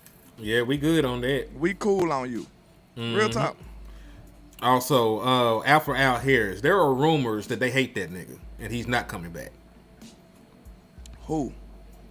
People, decision makers in Dallas apparently hate that nigga. Hate Al Harris? Uh-huh. Because they stupid. Yeah, they don't like the nigga. That's probably why, like you said, because Al probably was one of the people who was giving Trey that leeway, which gave you the better player. You know what I'm saying? So they probably didn't like that. Now, we did hear them type of rumblings before the season started. We didn't really think they was true until, some of the stuff play out. Now you get a little more information. It probably was true. Now that you look at it. I mean, listen, I don't give a damn if they were sacrificing people before the games, so they could have superpowers when they were on the field. This win, nigga. I don't care what kind of ritual. I don't care if these niggas pregame warm up is them snorting coke off a stripper's ass crack, and popping a molly. Did he get a pick? Did he get a pick six? Is he shutting shit down on the other side? I don't care if Dak got a babe in the blood of sacrifice versions. Did he throw for 40 touchdowns this year? Like shit, I won't be giving a damn what these niggas You doing. would never know anyway, you know what I'm saying? Yeah, like niggas, have you seen Him? the Jordan Peele, Marlon Wayans and them? I ain't seen it yet. it yet. So I don't give a damn what It's kind of on sick Hulu ritual. or something, ain't it? I think it came out to Hulu and shit. I might watch that shit one. I don't give a damn what they sacrificed. Did they win? Did they help us win a title? Y'all didn't care about what Charles Haley was doing. Y'all didn't care about what Michael Irvin was doing. Y'all didn't care that Deion was a superstar of superstars and and rapping and all that other shit. Deion had a whole rap career in Dallas. Y'all was mad, and y'all were mad at nigga about motherfucking me podcasting shit. I don't give a damn about none of that shit. I don't care what they do, except for unless they were not even on no Diddy shit. If they were like out of hands, they don't represent what I think. I'm gonna tell you that right now. Man, it's fine because landlord want to have integrity, and the best coach and team in NFL history out there be cheating, stealing signs, motherfucking me. Niggas getting killed. They covering it up. They had a whole serial killer on their goddamn team. They can't be the best then, nigga. They the best. All that cheating, hell no, they ain't. Man, listen, everybody cheats. I want you to know that right now. It ain't that. Yeah, probably to a certain degree. But my problem is, I did have a problem with the podcasting though. I did. It ain't about the fact that he podcasting. It's about the context of what the fuck he was podcasting about. So think about this. Don't act like it's all the same. Because if you had, let's say you had, damn, that's a bad metaphor. Let's say your wife had not your wife in particular, but a person's wife. Let's say a person's wife had a podcast. Now, if she had a podcast about cooking, you probably be like, oh, that's cool. Mm-hmm. But what if it was about sex? Relationship. What if it was about like all the inner, you know what I'm saying? The inner workings of your relationship. Some nasty shit. Like, what if it was just some mad nasty shit? You would have a problem with that. You'll be like, damn, bitch, like you tripping. Like she on there saying shit like, yeah, he nutted in my mouth and I kissed him and spit it back in. You and like, what you mean? The context of that damn podcast matters. So let's quit playing about like it's just a general thing. Like he's just podcasting. No, he's not. He's up there stirring up a lot of bullshit that he ain't have to say. And that shit was unnecessary. A lot of people didn't want to deal with that shit. And I'm one of them. I'm just be real. I didn't like that shit. So you ain't gonna want Maxx then? What you saying? Because that nigga been on his podcast beefing with niggas and everything. So you don't want Mad Maxx? Do he talk the same way about his team and all the other people like Michael was doing? Yes. I don't think he talk about the You should go Raiders watch like it that. then. You should go watch Well, it. I'll look at him first then before I make my decision. You should go watch it. You I ain't should. seen it. That nigga on that bitch beefing with niggas and everything. So I need you. Well, look, I'm old school now. It might be it might be to a point after a while. Everybody gonna have Everybody one. do got one. It is what it is. Pat Surtain got a podcast with Terry and Arnold. Them niggas not even on the same goddamn team no more. Remember, they were teammates in Bama Alabama. boys, though. They were Yeah. Bama boys. They on there talking about any and everything, everybody.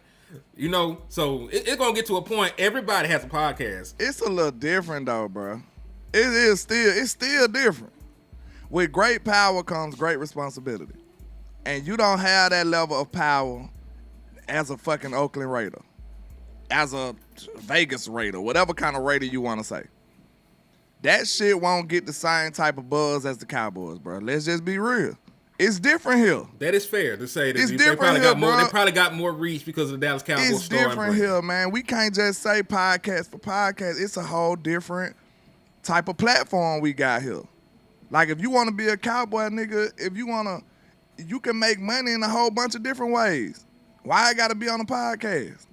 Why not be on a podcast though? The next question, because I had a podcast before I was Dallas Cowboys. So we're gonna screen all these upcoming niggas in the college ranks that got podcasts. Yep. And guess what? Micah toned his shit down when he went to Green Bay. Yeah, as a fuck you to the Dallas Cowboys. He toned it down though, right? Yeah, because he know everybody don't want to deal with that shit. No, he toned it down to try to prove a point. He was just trying to be petty and messy in a breakup. Same way that nigga still talking about the Dallas Cowboys and shit. So if that just explained the hope. Fuck that nigga then. Man, hey, you leave that good second ass nigga alone, man. You just described a whole ass nigga to me. I'm sorry. Hey man, I'm just saying. Sometimes niggas is petty when shit don't go their way. Just like Jack said, no other player shit getting clipped like that. How the fuck we gotta find out everybody else got podcasts, but everybody know Micah got one? Micah should be front and center every week. They try to put this nigga on First Take or whatever the fuck on Undisputed. Yeah, they try to put we'll this skip nigga on him then. Undisputed. I remember. But it's the Dallas Cowboys. Like Is you Maxx said. getting invited though? It's the Dallas Cowboys, so you are right. My point exactly. It's different, bro. It is a different, bro. It's like getting your ass whooped when it was just a couple of friends saw you, or compared to being viral. Getting whooped and going viral. Yeah, getting your ass whooped going viral is crazy. That's why there's so much gun violence in the world. Like nigga, oh hell no, I can't take that L. Ain't nobody finna take no viral ass whooping. That's Take the L, hell nah. A viral ass whooping? No sir, I'm cool. Nobody's finna take that, bro. So Maxx over there getting his ass whooped in private. You know what I'm saying? In his gated community. But Micah out there, bitch, on top of the Statue of Liberty, podcasting in front of the world. Like, nah, buddy. But there is also more to the toxicity around the Dallas Cowboys than the actual podcast, though, because everything in Dallas is elevated. We know this. Can we just function from now on? New Year's resolution. We know what's wrong with Dallas, so we don't have to really keep doing that. See what I'm saying? Mm-hmm. Our environment is toxic. We know this. So my next question, though, is this. Because most of the top players do have podcasts now. So are we not allowed to get none of the top players no more? Let's say Pat Surtain said, nigga, I want to come to Dallas. Like, hell nah, nigga. Nigga, you a talking ass nigga, man. Talking ass nigga. That's the scary part about this shit. I know, bro. I don't know, man. I get your point. I don't know what to do. I get your point because you making very valid points. You ain't crazy. I don't want you to think you crazy. Because what you saying is true as a motherfucker. Yeah. But my concern is this: all these good ass players got the goddamn podcast. I just came to that conclusion and said that might be the future. Like most of these niggas come with baggage, and that's in the form of a podcast. But what the hell are we gonna do, man? Think about this though, in a contract situation, because it didn't even really get as ugly as it probably could have, and you get to talking on your damn podcast. That's crazy. Who want to deal with that? Who want to deal with that? Nobody wants to deal with that, bro. Like, it's okay to say, I'm not telling these niggas to shut up and dribble. I'm not telling these niggas to shut up and tackle. I'm not saying that. What I am saying is, nigga, it is a way you can. It's a way to do everything, bro. We didn't have a problem with Brock goddamn podcast at all. Don't just act like it's just a podcast. I can't lie to you. I haven't watched this man podcast. Oh God, I have. That shit dope. What it is, the 8th round? Man, that shit dope. He had some great interviews with Cowboy players on there. I'm interested in that. Boost up your team. Talk about your team. Instead of saying controversial shit every week, and then we got to go out here and back up with the crazy shit you saying. That's not good for a team, bro. It's just not. You about to go play Lamar Jackson. You like, yeah, that nigga can't do nothing but run. I like this nigga better. You know what I'm saying? That nigga ain't talking about shit, man. You know what I'm saying?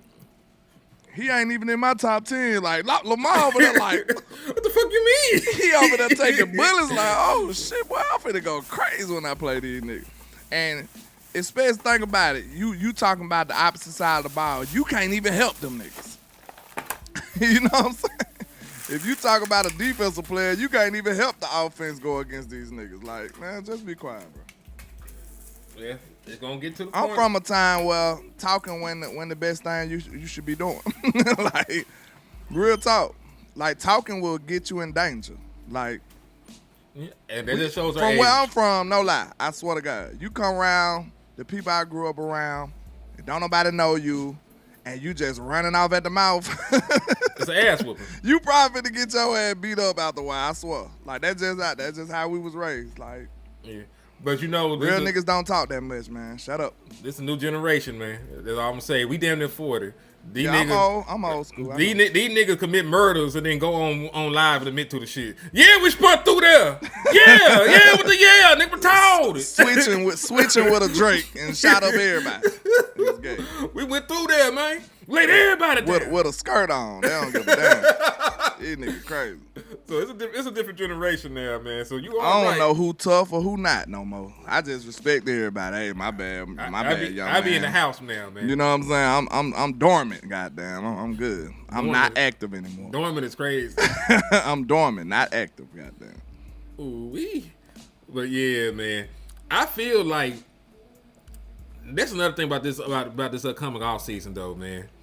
Cause you know, and I did put that tweet up there that we said. Remember we having that conversation? It did good. That bit got 11,000 views. Yeah, make sure I get my 10%. You know what I'm saying? I don't get paid from that shit. So and then every time I get hearing an idea about a tweet, he never tagged me in the tweet either. You see how people, it be your own people. He said it be your own. It be your own people, man. It's all good though. Yeah. Let's talk about this though. This is interesting. Yeah, because like I was saying, because this is part of my 4-step plan. Why this nigga need 2 mouthpieces? He crazy. He gangster. When niggas is gangster like that, you can do what you want to do. He wild. Biz Cut with the 2-piece said we do whatever it takes for a shot at Crosby. Hell yeah.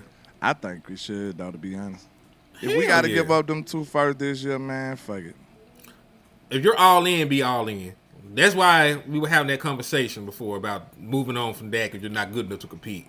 I would rather be on one end of the spectrum. I would rather be actually competing for a championship or in a fucking rebuild. I don't want to be in the middle where Jerry Jones want niggas around the rim. Fuck that shit. Yeah, we should be on some Tom Brady, Buccaneers shit right now. Exactly. We should be like trying to stack up this team as good as possible, buy whoever, fuck the draft. Like, bruh, this is not a draft and develop team right now. It shouldn't be.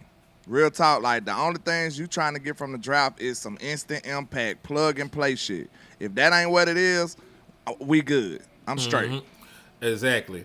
And listen, I love David Bailey. I think he's gonna be great. Is he going to be great immediately? Is he gonna be Maxx Crosby in 2026? Exactly. Same thing with Will we be able to draft him though? It's not even a guarantee we'll be able to draft these niggas. Oh. So this what you do. Go get Maxx and then draft that nigga. We cooking. Yeah. We cooking. Well, matter of fact, you won't be able to draft him at that point because you'll have to trade your top pick in order. David Bailey going to be probably like a top 10, top 12 kind of pick. So if you're going to trade for Maxx Crosby, they're going to want your pick, which is the highest, And then they'll probably want a first round pick next year or a second round picks next year.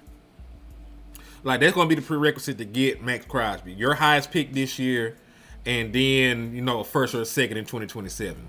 So you won't be able to do both. And I'm fine with that. I would be okay, using the capital to get Maxx Crosby. You know what I mean? Because, like, even if it's a great prospect, it's still a lottery ticket. Yeah.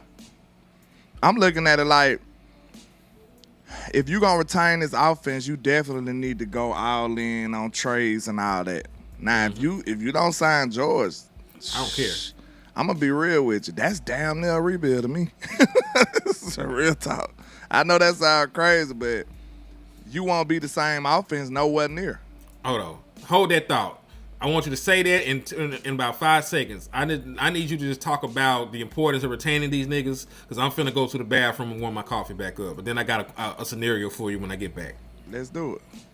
Well, far as my boy George Pickens goes, we seen what life with a normal number 2 wide receiver is. And I know Brandon Cooks had a day after I called him out. Congratulations, little short flying body catching ass nigga. He did good. I give it to him. But that was one game.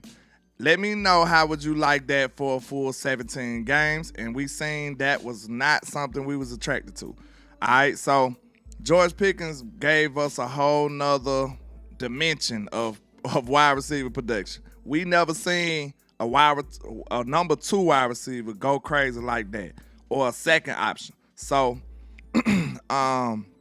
for sure, you need to retain George Pickens. He makes this offense lethal. He makes this offense unstoppable. He makes this offense, this passing game, just ridiculous. And then him and Dak, I think they built some chemistry, but it can even be better. Like, I think this is just the beginning. So if you retain him for a second year, that shit might just be deadly. Like, him and Dak might be like the craziest combination in the league after a while. So I would like to see that happen in another year. All right, when it comes to Jadeveon Clowney, I think he brought a lot to this team. I think he ended up showing you his veteran worth. I feel like he still know how to get to the quarterback. I told you it wasn't about his athletics. He just got a skill set that he know how to get there. So he, like I said, he uses long arms and bench press you, and he know how to control you. He got a longer wingspan than you do. So he can firmly grab you, and you probably can't get to him. And he know how to use his body to get around you, and he know exactly how to rush the passer. So Jadeveon Clowney and his veteran savviness helped him set the edge and do stuff like that and play the run. Like, this a former first overall pick. Like, he know how to play. So I like what Jadeveon Clowney brought to this team, especially in the absence of Michael Parsons. We needed it. When it comes to Eazy-E, he kind of helped him. I'm pretty sure Eazy-E was listening and learning from Jadeveon Clowney, because that's the type of veteran you need to learn from. So it's a lot of stuff that he brought, and on top of that, he's your number 1 sack leader. He led the team in sacks, so you can't really let that walk out the building, especially without a better game plan. And that's the same for George Pickens. He led your team in receiving yards, so you want to keep him. Jadeveon Clowney led you in sacks. You want to keep him. So let's move on to Javonte Williams. Side note, y'all know I'm silly. Which one of these children, when they was kids, which one of them you think learned how to spell their first name first? Because those are some real first names. Jadeveon and Javonte. Which one you think learned how to spell their first name first, Hen? When they was kids. Which one? Javonte. Because Jadeveon got too much room for error. Jadeveon is crazy. Like, boy, that's a lot of letters in that first name. But I was just not on Javonte, man. When it comes to him, I know we think running backs are replaceable. But I think Javonte kind of represents a little more than just a running back, in my opinion. I feel like he kind of represents I think he's an extension of your head coach, to be honest with you. I think he's an extension of Brian Schottenheimer. I think he's the personification of everything that Brian Schottenheimer want to represent on his offense as far as physicality goes. Hard-nosed, workman-type mentality.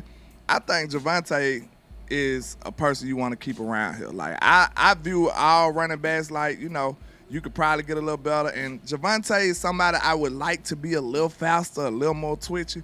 But I can't lie. I think everything else he represents is too valuable to just let walk out the door. Even if you want to get another back to trump him, like he ain't got to be your starter. You can go find you a back that to pair him with, a duo. You know what I'm saying?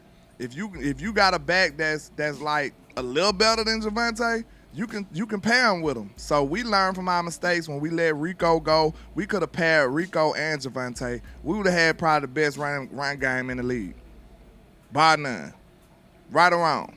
If we would have paired Rico and Javonte Williams off of both of their seasons they had, man, them boys would have went crazy. So we got to learn from our mistakes. We could have paired Rico with Tony. We could have did a lot of this stuff. We had all these options, but we didn't. So, and in my opinion, it is a slight scary situation to where we seen running backs be very productive, and then the next year they fall off a cliff because of the punishment and the wear and tear that they done took. So the way I would protect myself from that, I would go look for another back to pair him with. And I would pay him to retain him. So that's what I'm on with them three. So basically, like my brother HTM said, you don't want to let your three top production people at their respective positions walk straight out the building. You losing 1,400 yards with George Pickens. How many sacks he had? 6, 7? Jadeveon? Jadeveon had 5.5. You losing 5.5 sacks with him. You losing over 1,000 yards rushing. So when you think about it, you don't want to let your three of your top producers walk out the building. Mm-hmm. I agree. So I got another question for you, though. It's about GP. Go ahead. So you know how these contract negotiations go with the Dallas Cowboys, right? Yep. Awful, horrible. So let's say there's a scenario where they just can't come see eye to eye. Would you tag and trade George Pickens for a top 10 pick? Tag and trade? Hell yeah. If it was like the Chiefs have a top 10 pick right now. If we can resolve it, hell yeah. Yeah, because the Chiefs, I think the Chiefs have the 9th overall pick, if I'm not mistaken. Let me look at the draft order. And we know that they need another weapon for Patrick Mahomes. So let me see the NFL draft order 2026. It's not ideal, but if it's beyond salvageable, yeah, shit, I want something out the end of it. I'm leaving here with some. So let's see. Tennessee. Well, Tennessee is also another good option. They got the 4th overall pick.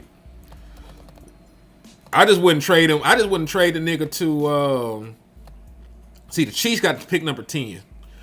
So Chiefs have pick number 10. They need a wide receiver. The Tennessee Titans have pick number 4. They need a wide receiver. Now, the only downside to trading him to the Titans is you would have to play him this year. But outside of that, you wouldn't see this nigga until another 4 years down the line. True. I wouldn't mind that. So that's the thing. Like, I love GP, and I think that he should be a Dallas Cowboy. I think that he's that kind of player. He's going to be a first-team All-Pro this year, second team at the worst. He's a difference maker out there at the wide receiver position. He completely tilts coverages and everything else. But if I cannot work it out and keep him here, like, I would turn George Pickens into a first-round pick, a top first-round pick, if I can't keep him here. Yeah, I ain't gonna lie. Somebody kind of brought this thought up in the chat. I think CD might need a little support though. I don't want to let my boy go. Hell nah. CD, I love CD, bro. I ain't questioning CD talent, but I think it's more of a mental thing with CD. Cause these are routine drops that he having, and I think he needs somebody to support him. And I think somebody like George Pickens always turn him up.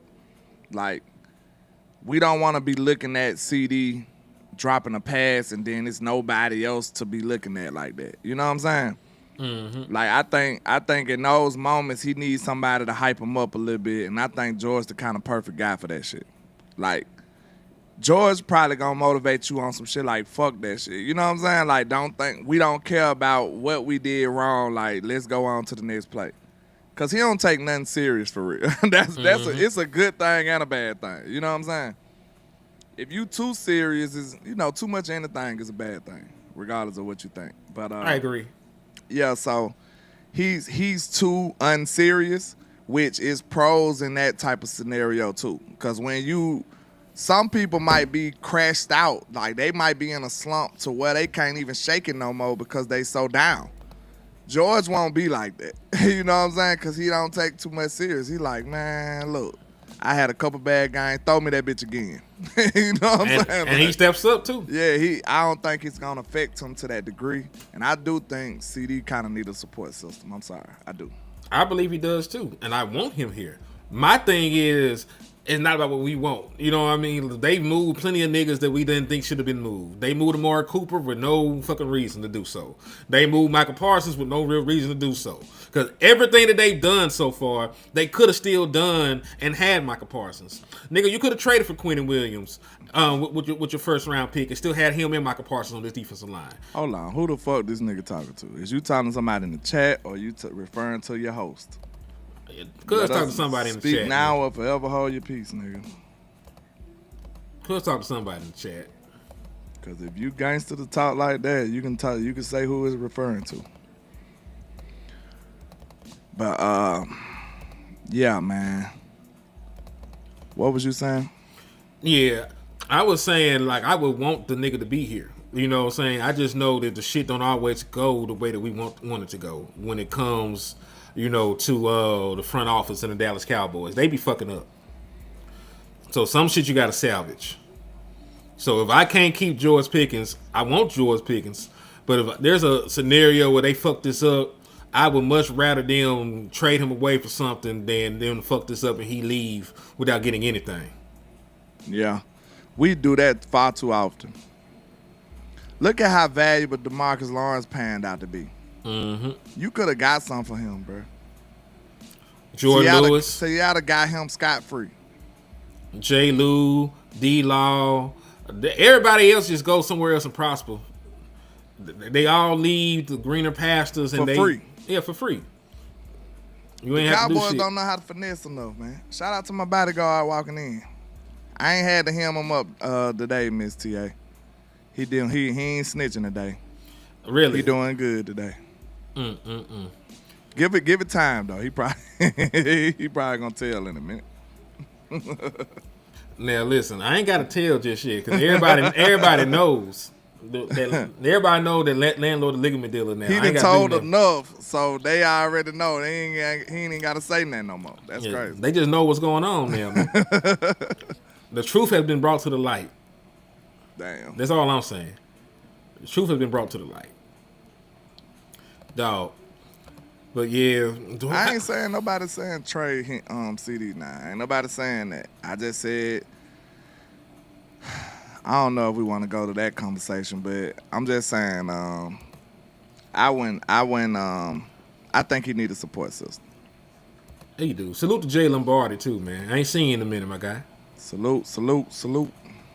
So listen, I do have a real question though. She said snitching is his best task. Hey.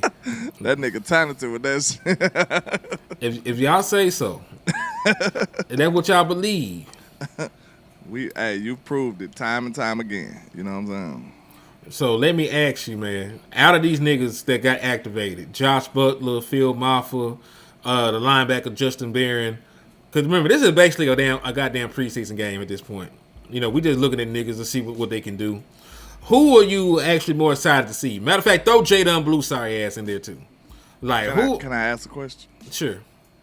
You said this basically a preseason game? Yep. Why the fuck is Dak Prescott playing? Because he fucking want to. That's why. Go ahead. I'm sorry. Okay. Anyway. I just had to, I just needed some clarification. That's all. Go ahead. That nigga said because I fucking want to play landlord. That's why. Now let me get this goddamn passing title in peace, nigga.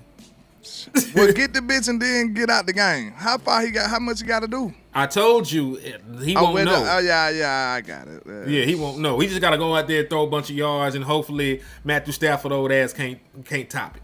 That's it. But Matthew played himself out of the MVP race. That's crazy. I know. He really did. I really wanted him to get it too. Yeah, he played himself out of the MVP race. We got this young whippersnapper finna win MVP year 2. And he might not do shit else after this in his career. That'll be crazy. Hey, shit be like that sometimes, man. My brother when he talking shit, that nigga Patriots fan. I don't think they finna do shit either. They gonna probably fuck around. They might be able to get that first round bye, and he can say that he went to the second round of playoffs. They might get clapped won up. The MVP. That's crazy. Yeah. Cause listen, now by default they gonna say he's a better quarterback than Dak Prescott. That's he the first person they compare to. So yeah, He's the first person that he get compared to. To answer your question,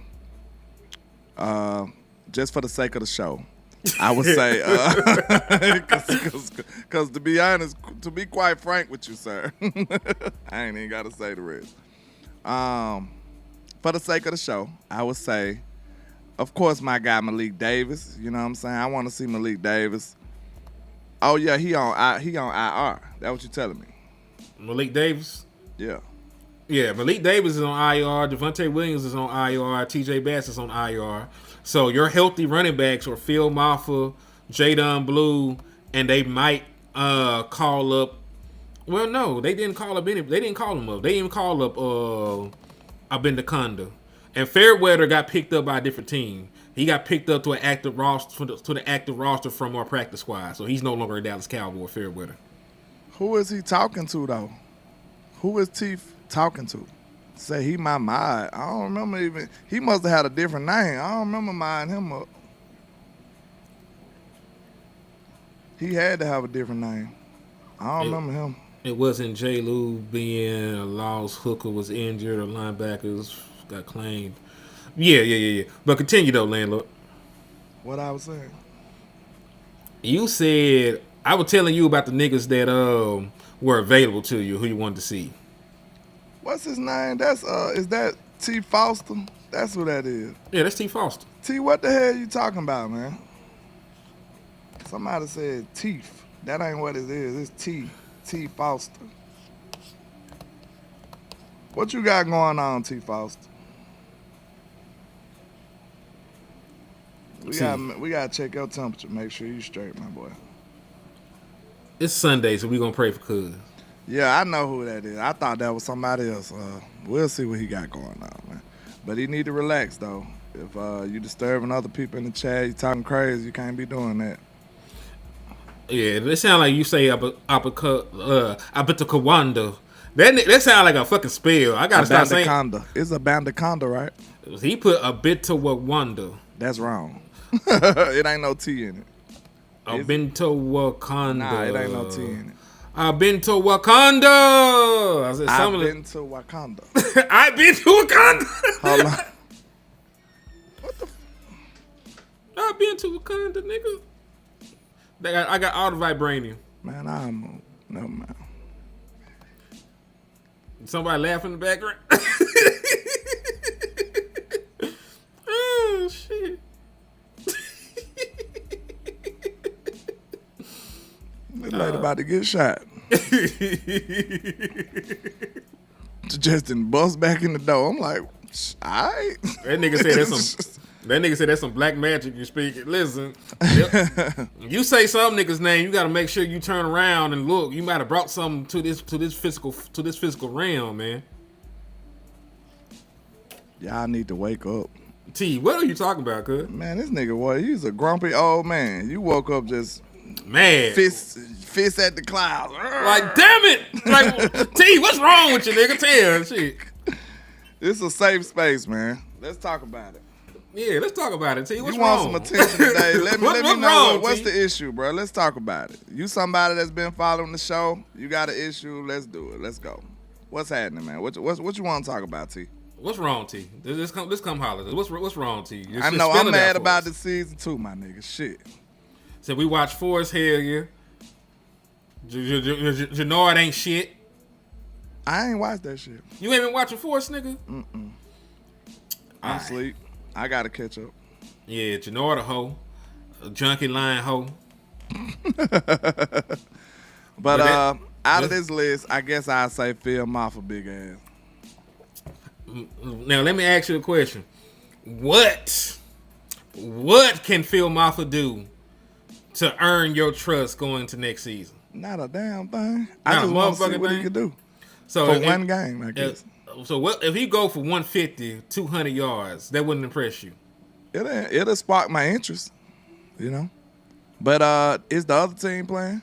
Are they playing their starters? Like, what's going on? I mean, we're technically not playing our starters either, landlord. If that could, we playing our starters.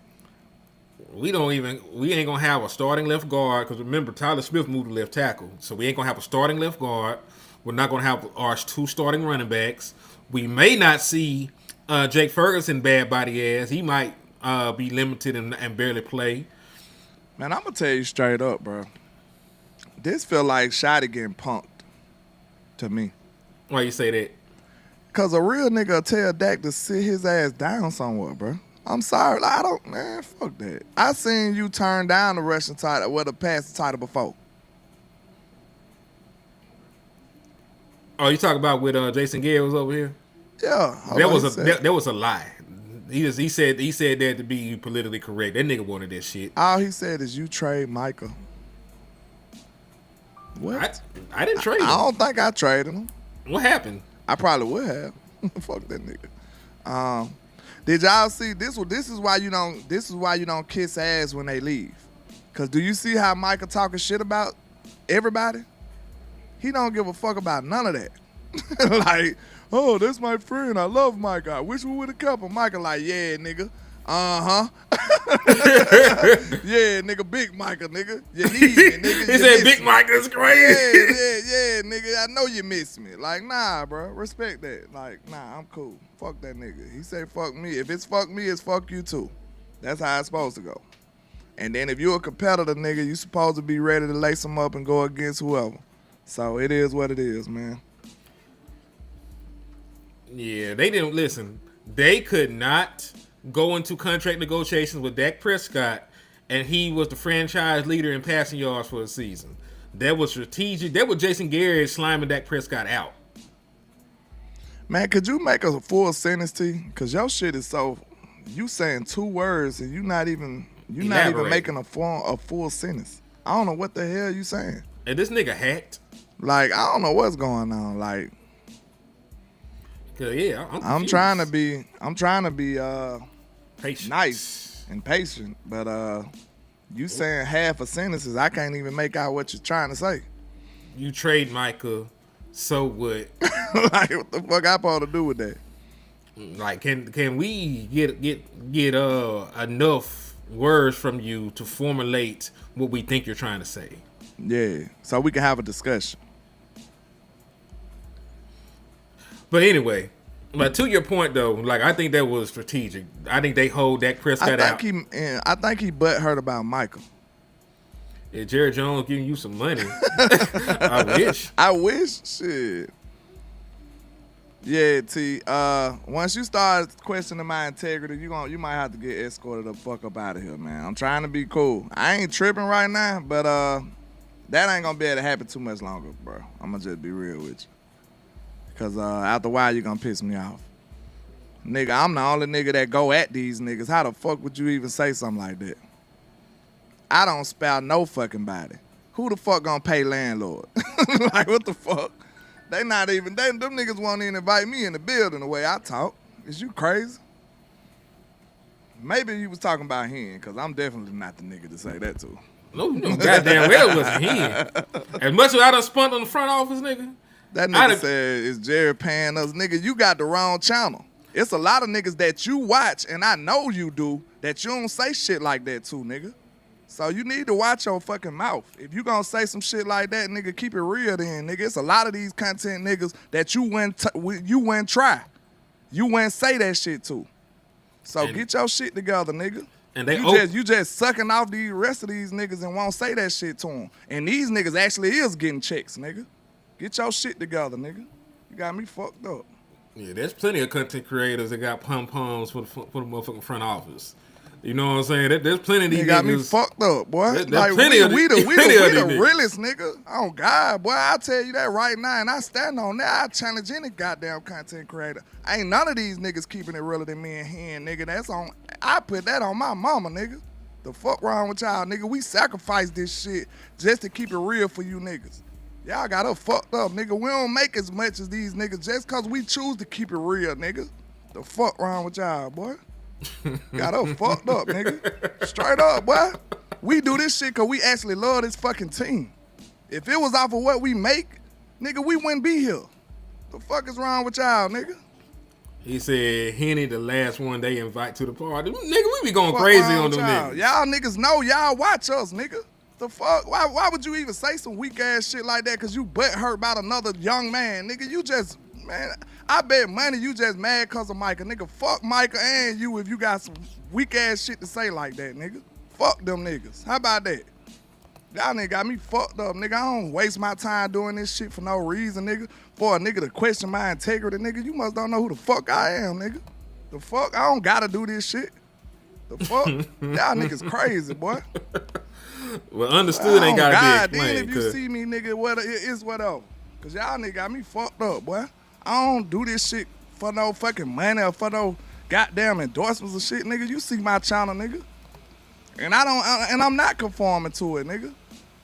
Yeah, The people who follow us, they know we keep it real, nigga. Don't ever challenge, man. Fuck that. Fuck that shit, boy. Yeah. Listen, we are the last nigga that are water carriers. We done been into it with niggas at 105.3 The Fan. We done been into it with other content creators. Man, I ain't sparing no fucking body. You ain't never seen Landlord not say how he feel in on no platform, nigga. The fuck? You ain't never seen that, nigga. Ever. When you Real seen shit. Landlord not say what the fuck he wanted to say? Not stay true to who he is. You ain't never saw that, nigga. Yes, sir. Fuck. The piss landed off early in the morning. These niggas crazy, boy. Just cause you mad about another nigga. Oh, they find Mike and now you in your fucking feelings. Get your bitch ass on. Man, Lord. Nigga, you just said who paying Jared paying you. That is questioning my integrity, nigga. Said they ain't worth it. To You be a honest, 18. bro, I don't even know if you deserve all this because you ain't making real statements or real sentences. So I don't fucking know. But you need to speak your piece or shut the hell up. Cause I can't make out for what you saying, man. They might have got T. I don't know. Cause I don't remember this nigga talking like this. Oh man, he'll go on a little spell sometime and say some crazy shit, but not like this. But Like T, he used to at least put full sentences and shit. yeah, at least a full sentence, bro. I don't even know if this nigga typing the same. He might be one of them niggas that been compromised and this other shit. You know, niggas been losing their pages, all kind of shit recently. So this may not even be T we fucking talking to. Nigga, I challenge anybody to find two realer than me and him. On God, I stand by that. I challenge you. Go find them and bring them back. I guarantee you, nigga, on my mama, nigga, we can do this. Nigga, we ain't doing this for no money, nigga. We wouldn't be doing it. Shit, I tell you that. Yeah, Unc may be drunk. All good, JVB boy. Definitely a Bama dude. Anyway, back to the content, man. And listen, you gonna have to strip the nigga from. They can't touch him because he got a wrench. You gonna have to strip the nigga from the power of the Black Panther. I'm gonna just let him do a one offer, bro. This, he just got a bad day today. If it happen again, then see, I ain't on that shit. Niggas say whatever fuck he wanna say. Niggas say what they wanna say, long as it ain't disrespectful. But I'ma just say he had a bad day. We'll talk about it the next day.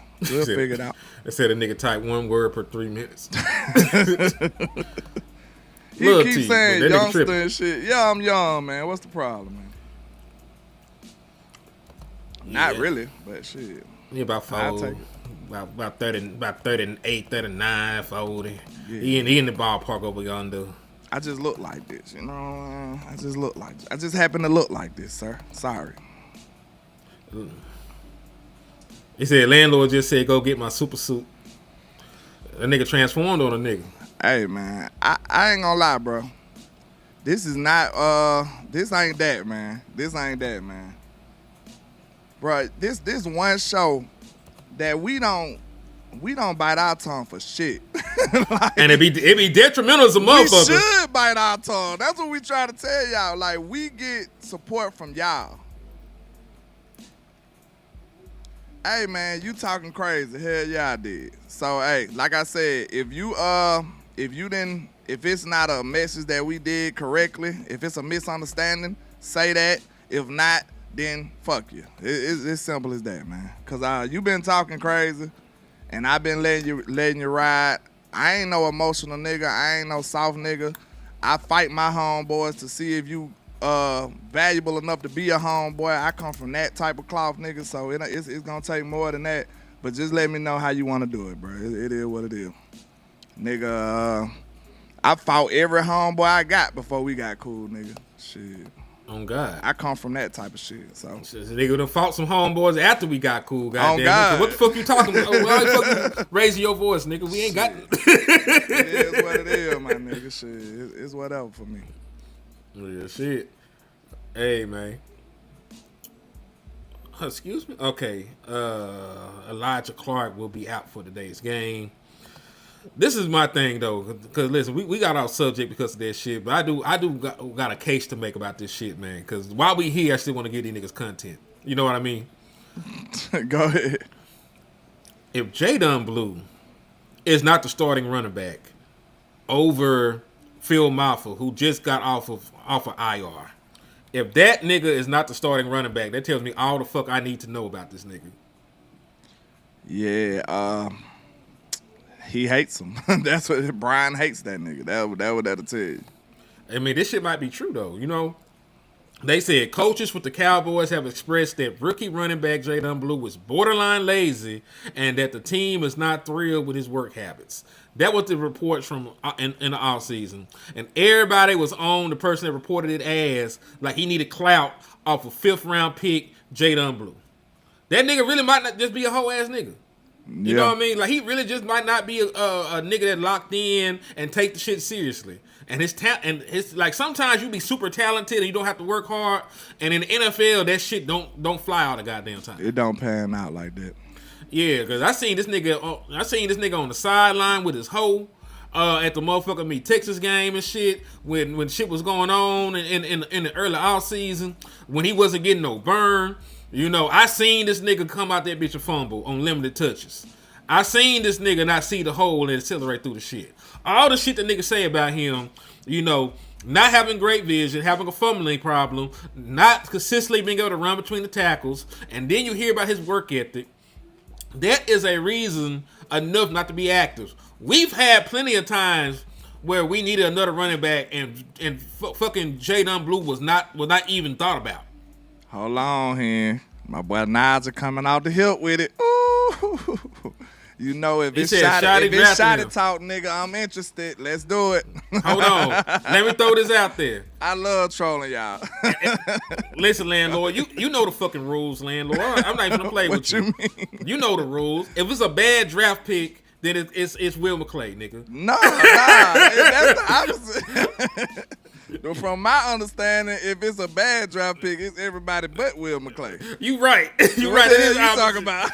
We changed the rule for Shotty in this bitch, nigga. Like, hell nah, nigga. Shotty. It's so elite. We gotta change the whole rule book for this. Hell nah. We love Shotty, nigga. That's Will McClay. How dare you say that was Shotty, nigga? How dare you say he drafted that man? Don't you see this nigga bulletproof, nigga? This nigga is Luke Cage, nigga. Yeah, He's nigga, bulletproof, nigga. How dare you think an offensive head coach had anything to do with offensive players? How dare you think that, Nigel? Nigel got Shotty messed up. How dare you think a nigga who wants to run the damn ball had input on a running back? If you can't tell, I'm being very facetious. I don't know. Some people think I'm serious, but you know what I mean. Hey, he said, grab the scrap. Hey, the scrap is very near. The scrap is very near. All the time. I don't gotta grab it. It's in my lap. That been real quick, real close. I promise you. He said, Henny and landlord, y'all going to the draft in DC? I'll be there. We are bad luck, nigga. We're never going back to another draft. Nope. Never. I said I might do my drafts in Dallas now. Yeah. I'm thinking about doing something. Like going down to like At least some kind of big place where they watch the draft at. I want to be amongst my Cowboy fans. Cause I be in all these other different states when it's draft time. Yeah, he don't even be in Alabama to be on the watch party with us. That nigga be in a different dimension. Man, I don't never be in Alabama. Landlord from Alabama, but he be all across the state. I'm from Alabama, but that's about it. You know that don't mean I'm in Alabama, though. That don't mean that. You know what I'm saying? Hell no, that don't mean none land. of that. Ain't no telling where I'm going to land. Hey, no real nigga shit. But yeah, dog, he just might not be that nigga, though. To your point, like Shotty might have had input on him, but I respect admitting that you made a mistake and not trying to force the nigga to play. Nigel just tunes y'all ass up with that comment though. Ooh, what y'all gonna do, man? Y'all on the ground.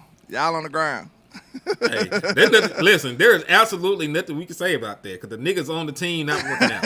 Clebo said, "Landlord, I rocks with you, but to give Shotty 50% of the blame for this season, wow, fam." Hey. I told you, I'm trolling for the most part, but still. He deserves blame, though. He deserves blame because, look, y'all too extreme on giving him leniency. I'm just being extreme on giving him blame. So, you don't feel it's extreme to not give him blame, Clebo? I'll give the nigga at least about 30% of the blame. You see how they want to criticize me for trolling, but they ain't saying nothing about the niggas that saying he ain't did nothing. Hold on. Let me see if I still got that motherfucking me. That poll. Let me see if I still got that bitch in here. Look, y'all niggas said that nigga ain't did shit. Any extreme is wrong. I admit that I'm trolling a little bit with mine. It's fun. You know, it seems to piss off a lot of people. Hey, I'm interested.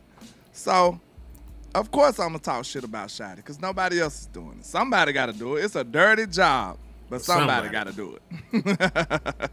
Nah, you good. Because niggas, 24% of the people think he deserved 0 to 24% of the blame. Yeah, I'm kind of trolling Clebo. I ain't gonna lie. I told them that. I'm kind of trolling with it. But 50% think that he deserved 25 to 49%. So in totality, 74% of the fan base think he deserved under 50% of the blame. 74% of the fan base think he deserves under 50% of the blame by the poll. Another 18 to 8% think that he deserves 50 to 100% of the blame. Somebody said Flus deserve 50. Good grief. That nigga might deserve 85. That nigga fucked up a lot of shit, though. He fucked up an all-time type down offense. He said Jerry gonna trade Pickens. He might. Jerry do stupid shit all the time. Jerry might do the shit. But, you know, I prefer for George Pickens to be a Dallas Cowboy, you know, for the next 3-4 years. While Dak Prescott's here, I need George Pickens on this team. It's just that if they can't come to an agreement, if you could turn George Pickens into a top 10 pick, I won't be happy, but, you know, at least you lead that bitch with something. You know what I mean? We love you too, T. I just need to know why you listen. Why you spazzing on us though, T? I asked you to speak your piece, and then all I got was some incomplete sentences. Like this is a full sentence, T. Like if you were talking to full sentences before, we could have came to an understanding. It might have been a misunderstanding. I don't know, but I just don't. You know, it seemed like you was questioning my integrity, so I don't do that. I think we the realest niggas on the planet, bro. The realest niggas in it. You already know, man. Y'all don't see it pisses us off because y'all don't know what it takes to talk like this. You know what I'm saying? Like we got to be okay with being ostracized to jump in this bitch and talk like we gotta be okay for the slow growth. We gotta be okay for the limited visibility. We gotta be okay for all of that shit. We got to be okay with it. We got to be at peace with it. We get our justification from y'all. That's why we tell y'all it's so important to donate. It's so important to be here. Hit the like button. Hit the share button. Because we can't speak this way. We can't have a show this in this type of way without y'all. It's all about y'all. Fuck the rest of them folks. It's about y'all. So we get everything we get from y'all. Like real shit. If y'all don't support us, nobody will. Because the powers that be already don't. Yeah, they don't fuck with us because we talk too crazy. And we okay with that. Real shit. Like, that's why, listen, this is why, we don't got 20,000 subs between the two of us, even though we've been going crazy for this long. When you speak the truth and you're not just trying to sell people feel good material, I can come on this bitch and lie to y'all all day, and that shit would do better than me telling y'all the truth. I can be cookie cutter landlord. Y'all, shit, I got something for you. Mm-hmm. I can come with some bullshit now. Yeah. Just like the rest of them. Yeah. We cannot do the work and just gas niggas up. I appreciate you, Lee. We glad people are here for us. Justin Kitchen, we appreciate all y'all people, man. The people that watch us, man, I don't think they can. I'm pretty sure they know that we the realest people that they watch. Like, real talk. And that's not to say that it's not no other real people, but we gotta be top 5, you know what I'm saying? We gotta be top 2, and we not 2. We won 1 and then 2 after that, cause that's all we saying. I ain't saying the other content creators ain't real. It's real content creators, but it's also some bullshit out there too. Just being real. Hell yeah. There's people that feed on y'all emotions, man, and don't have integrity about the shit. That's why there were niggas there were niggas gassing Jack Sanborn up in the off season, nigga. Just so y'all can feel good about this defense and y'all can donate and watch the videos and share and shit. Like, I ain't finna sit up here and gas up no player that I don't believe in. Hell no. I ain't finna gas up no coach that I don't believe in. And if somebody that I believe in ain't doing shit right, I'm gonna get on this bitch and tell y'all I was wrong about that nigga. Fuck them. We're gonna need to get niggas out of Dodge. Real talk. And hey, he improved that to me too.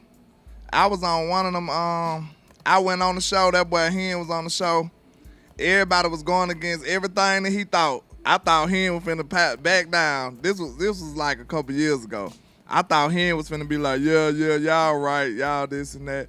That nigga Hen was like, hell no. Nah. I said, that's my nigga right there. Hen went against the whole show because that went what he believed in and that went what he respected.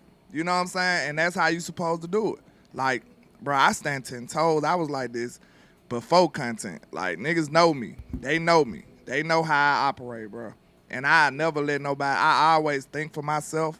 I always stay true to who I am, and nothing could ever waver me from that. And I would be 1,000% real with you, Coming Flick Fusion.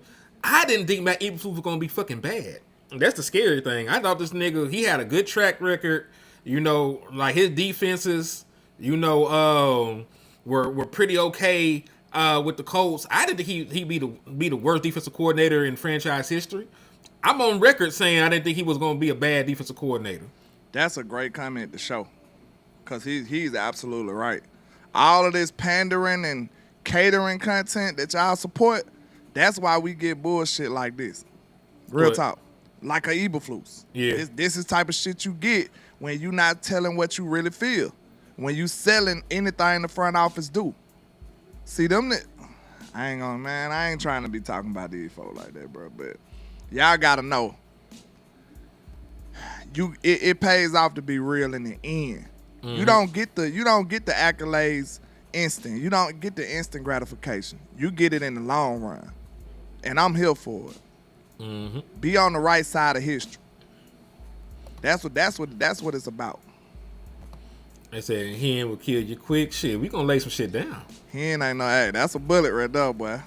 Shit. But listen, just as much as I prop you up, you start fucking up, you might gotta get laid down, man.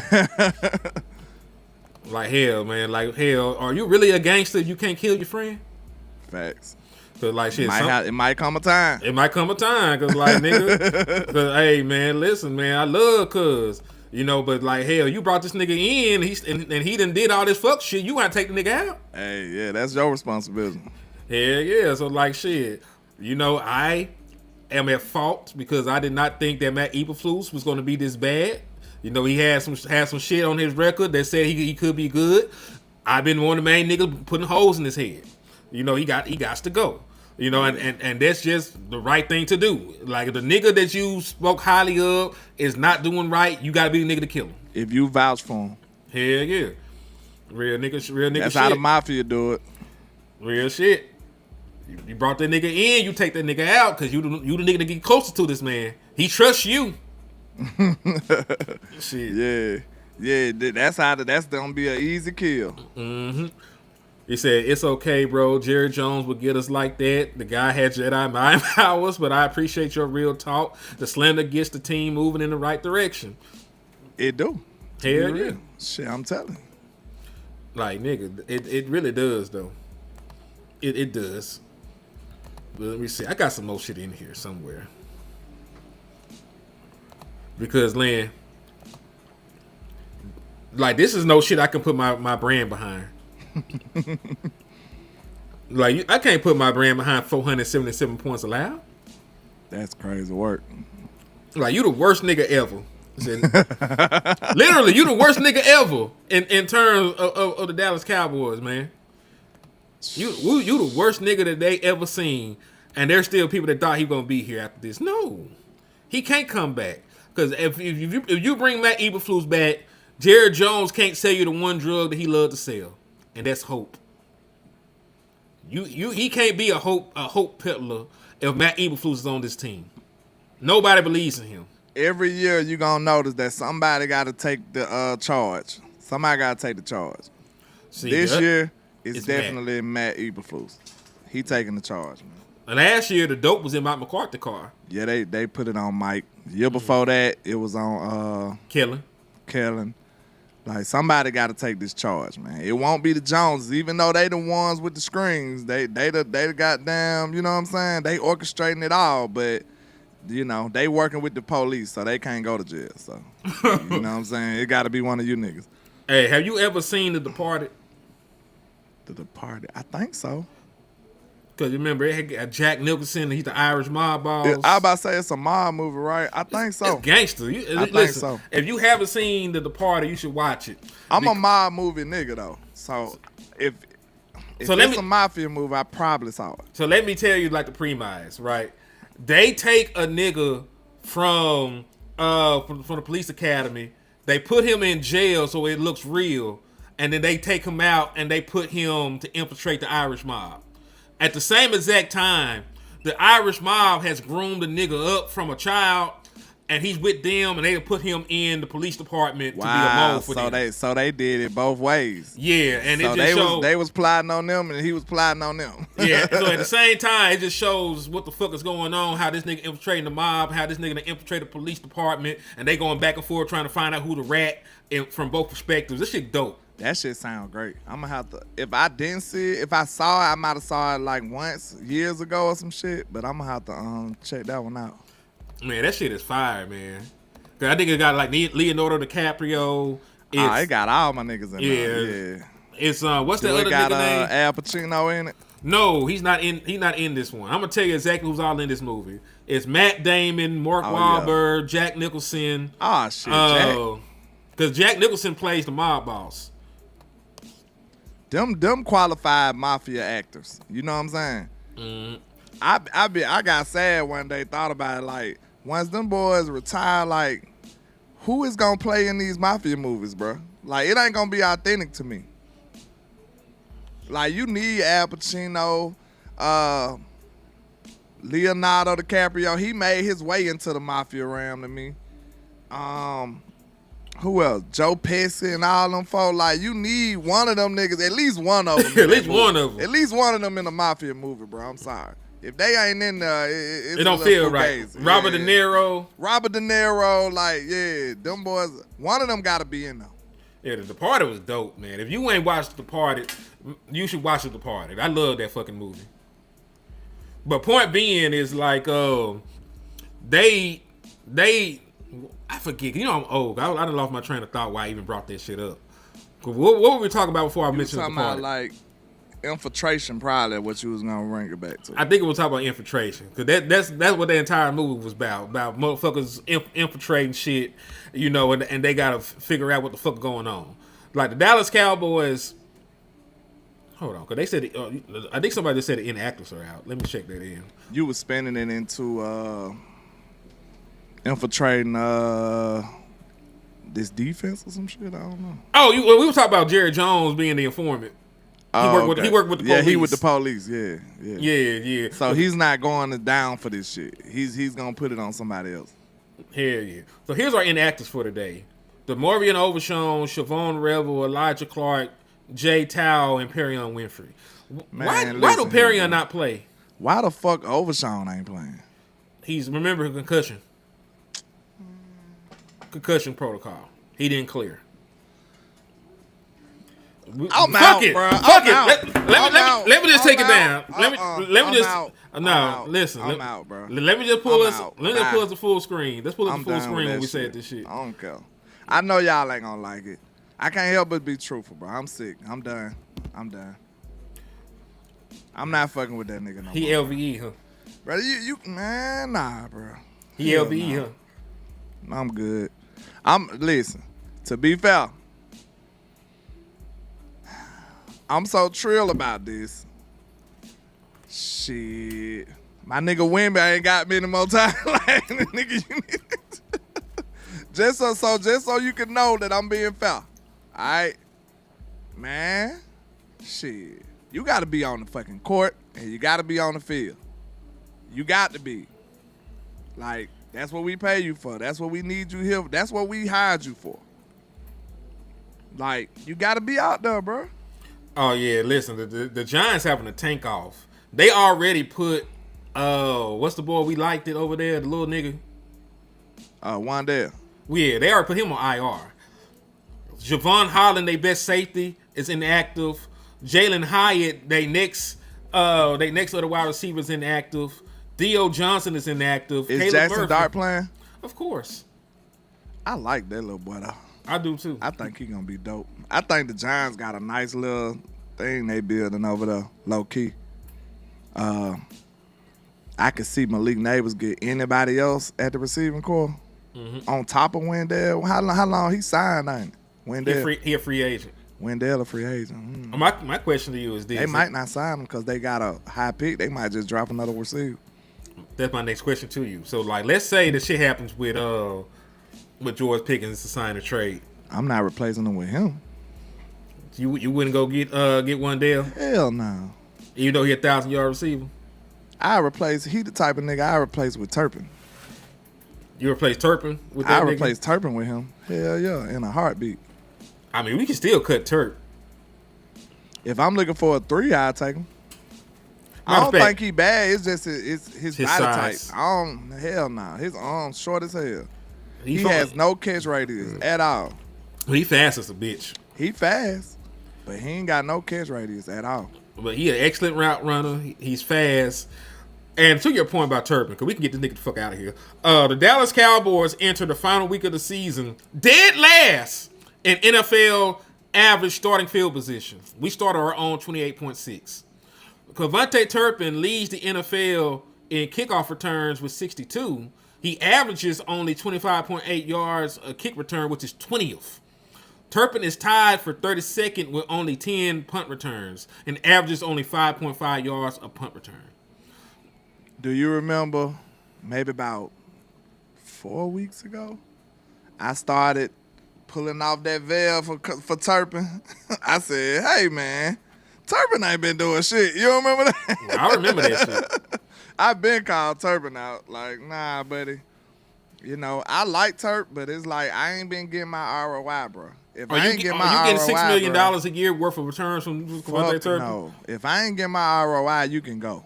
I'm sorry. I think you saved a decent amount of money cutting this nigga too. Tyrone Church is on the money too, because Flo is a legitimate number 3 wide receiver. Hell yeah. I love He's the Flo. reason that you will never, ever, ever see Jalen Tobin in a Cowboy uniform after this game. God is good, ain't he? He is the reason. Why he get Romo number though? Because they don't give a fuck about people. What Star said, shout out to Star in the building. Somebody hit somebody with a 20p. He said, "What up, brothers? Y'all are the realest dudes in the Cowboys fan community. Do you believe the Jones boys being active in free agency? No bargain basement shopping. Also, have you seen King of New York? If you haven't watched, it's fire. King of New York is dope. That shit is dope. I love that shit. The Butcher and all them. Hell yeah, that shit dope as hell. Dope as a bitch. And I think that, and they need to though. You know, that's part of my my talking point. But salute to the brother Prince McKellen for the 20 piece. But that's Appreciate you, man, for the contribution. Hell yeah, but that's part of my talking point. Because they have to be aggressive in free agency. So, like I said, you don't need to go into the draft horny. You know, when you go, like I said, you go to the club, you drunk, you ain't got no pussy. That's how you end up bringing home them butterhead hoes. You bring home that goddamn booger wolf. Yeah, you wake up and you know you in the motherfucking bed with Jeeper Creeper.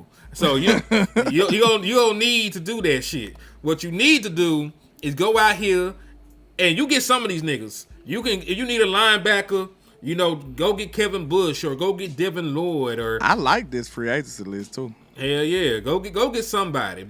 You know, from this list. If you need a linebacker, get somebody out this list. You need a cornerback. Go get Tariq Woolen or go get Jamil Dean or you know go and get Alontae Taylor from the Saints because he's a good corner. Don't get a lot of love. Kobe Bryant The from Eagles the Seahawks. just signed Phillips for a year. Yeah, no, they traded for him. Remember, they didn't sign him to anything. His contract was expiring with the Miami Dolphins. Okay, out of this list, who would you bring in? I'll give you one from each position of need. You need a pass rusher. You either can get Trey Hendrickson or Adafi Alway. If you need a safety, because you will, because whatchamacallit is a free agent. So if you Malik. nah, the other one. Dono, he's a free agent. who gives a shit? But you need a starting safety. So Cam Curl from the Rams would be a good box safety to replace him with. Right? If you need a linebacker, right? I know we missed on Bobby Wagner. It's too late. You're gonna have to go and get you another nigga.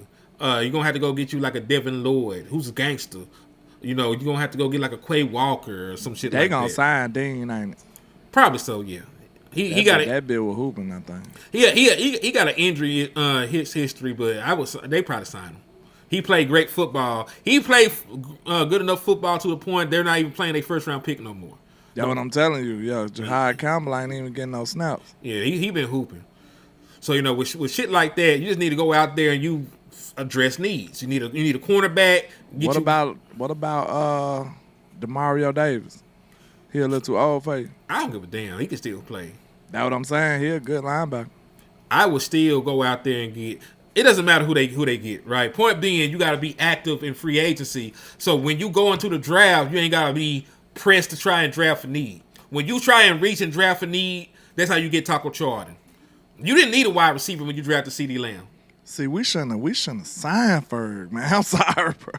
If you mean to tell me the next year I could have got Kyle Pitts in free agency, shit. I know, right? And I know he's sorry over there, but him in Dallas.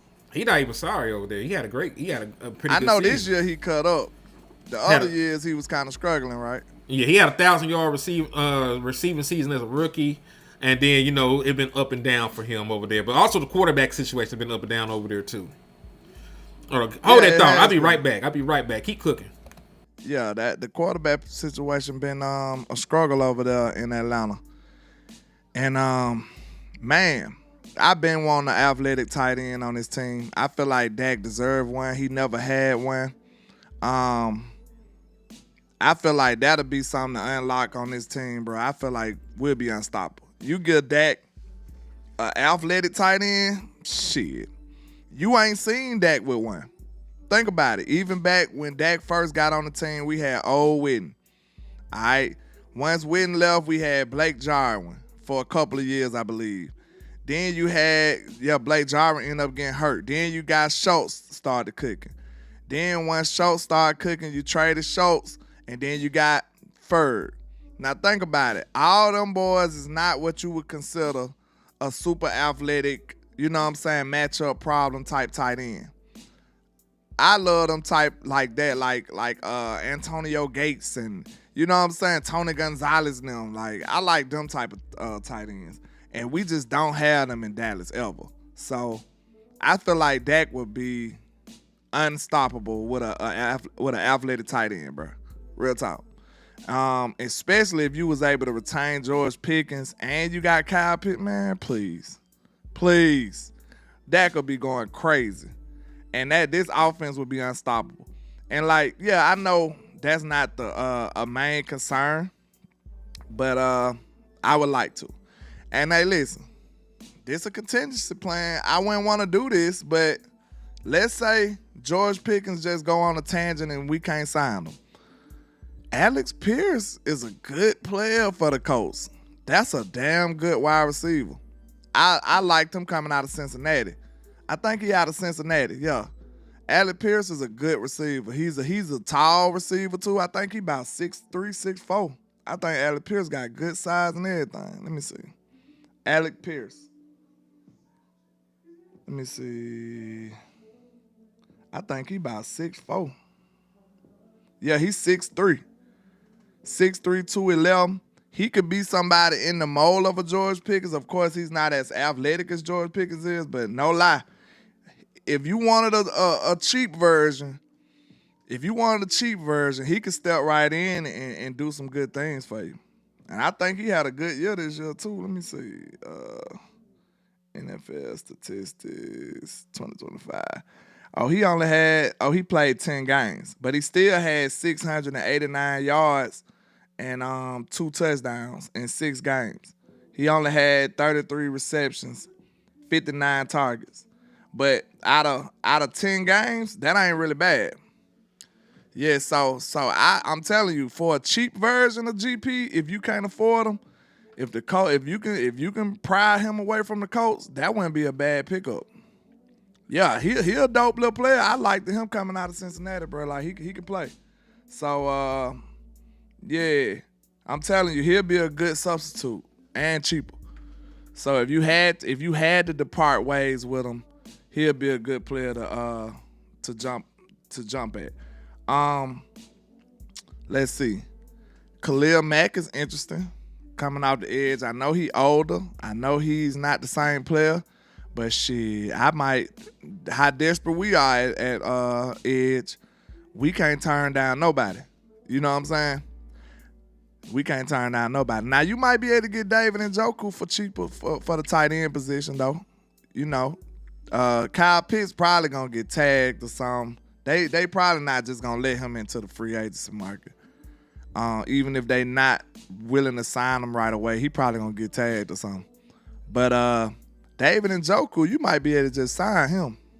And listen, they got another tight end over there in Harold Fanning, who just went for 700 yards and 7 touchdowns. You might be able to just sign David Njoku, and he kind of in the same mold of tight end that I just told you that I want on his team. Vertical threat.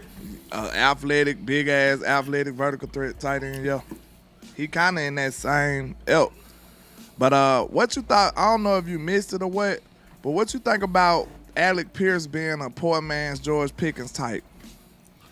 I think I like Alec Pierce. That boy dope, bro. I'm telling you. You know I've been like him.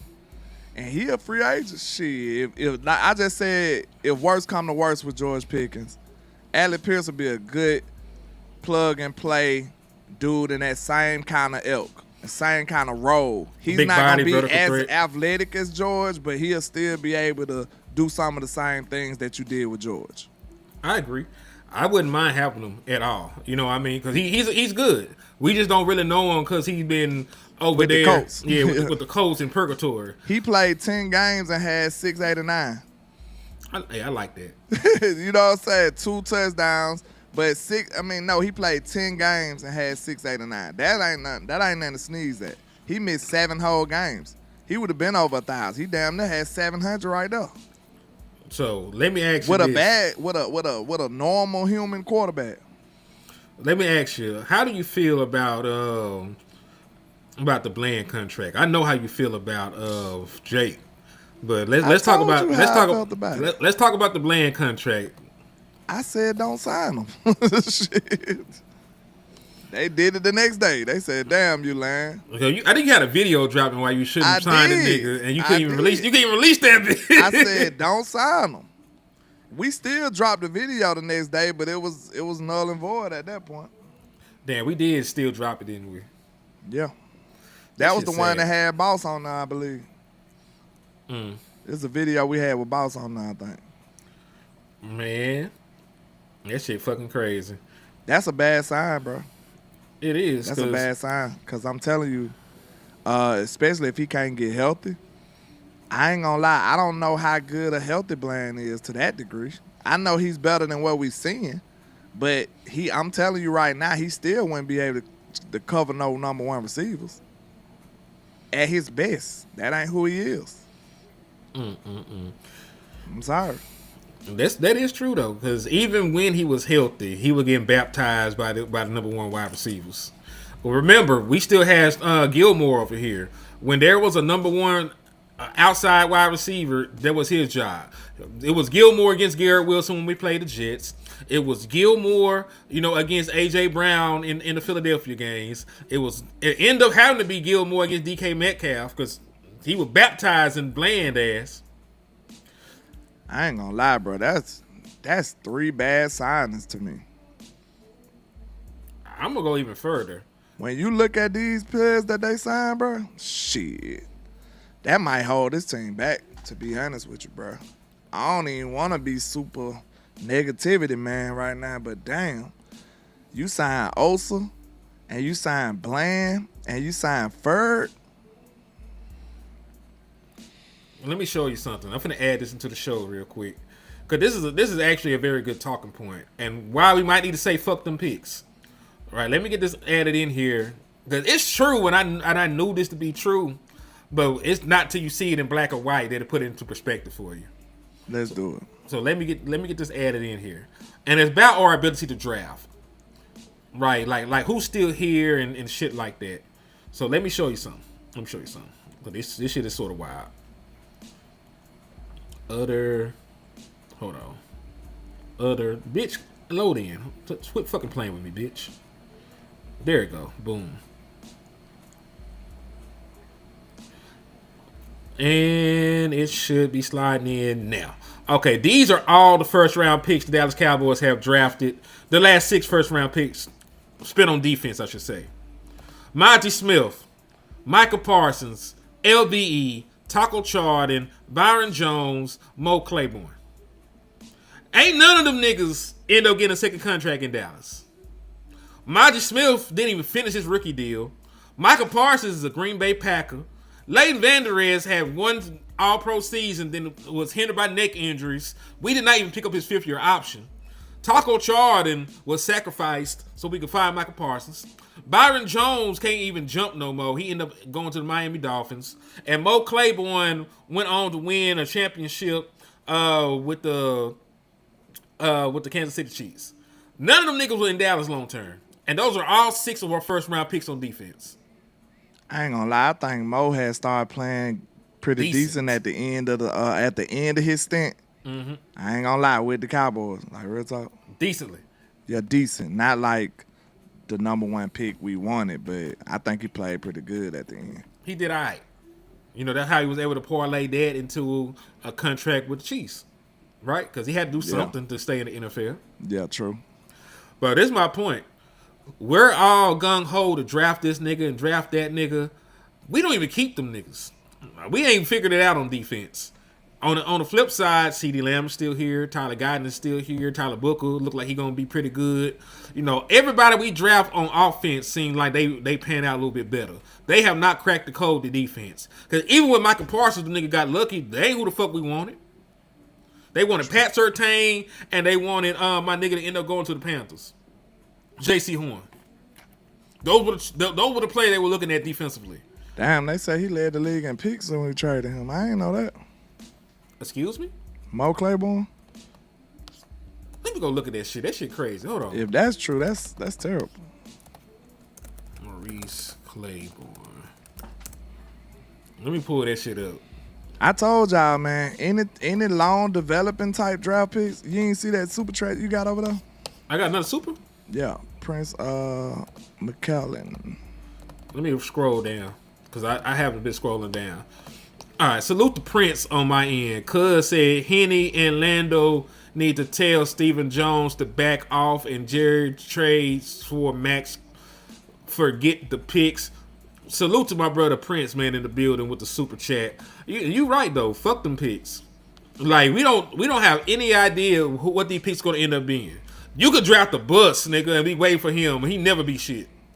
I know right now that Maxx Crosby is an all-pro level pass rusher.